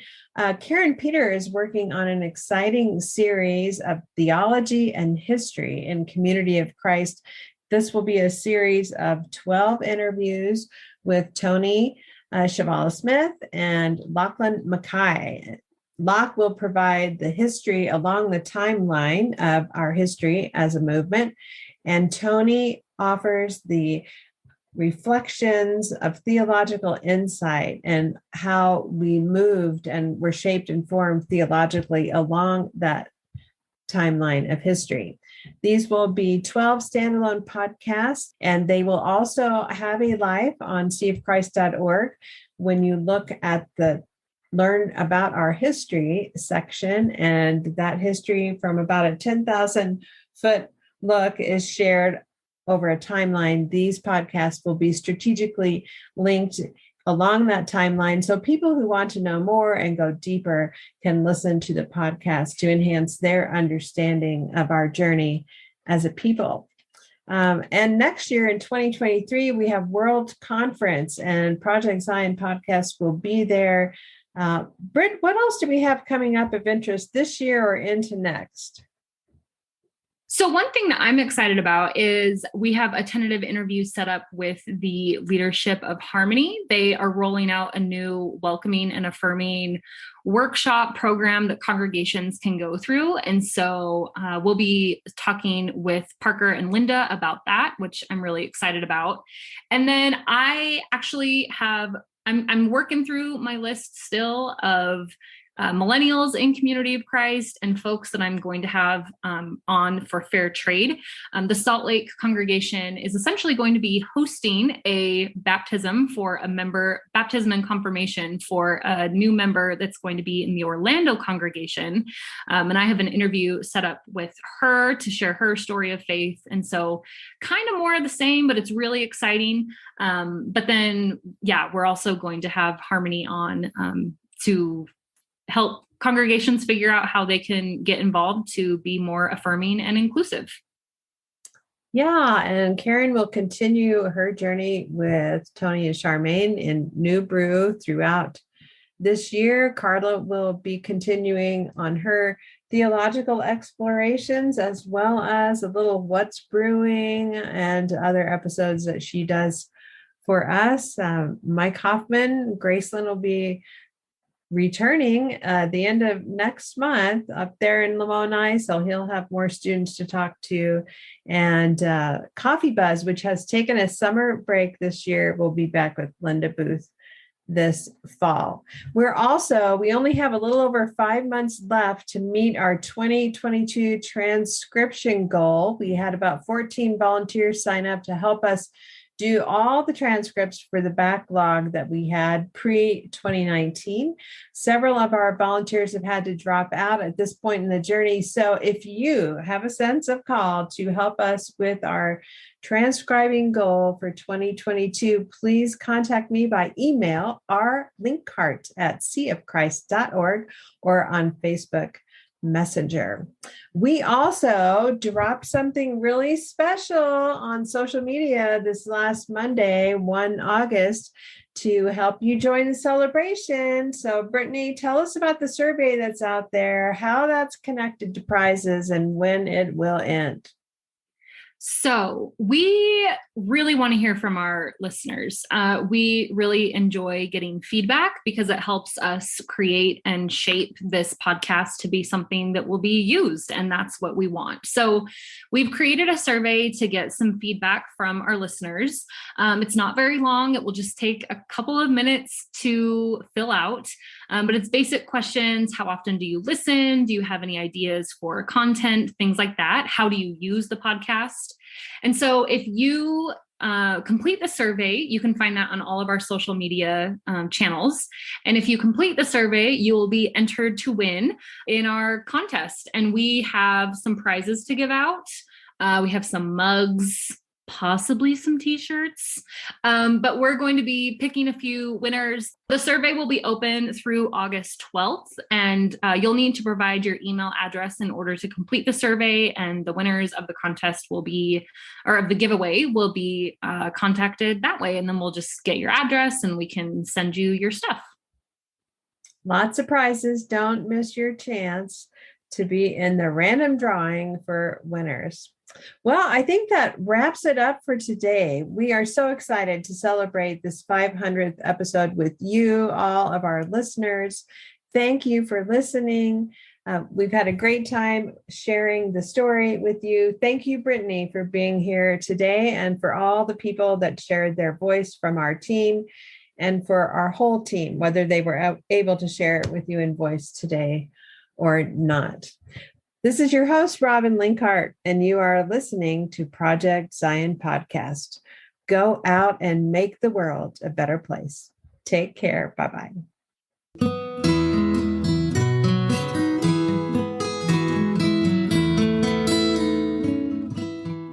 Thanks for listening to Project Zion Podcast. Subscribe to our podcast on Apple Podcast, Stitcher, or whatever podcast streaming service you use. And while you are there, give us a 5-star rating. Project Zion Podcast is sponsored by Latter-day Seeker Ministries of Community of Christ. The views and opinions expressed in this episode are of those speaking and do not necessarily reflect the official policy, or position of Latter-day Seeker Ministries or Community of Christ. The music has been graciously provided by Dave Hines.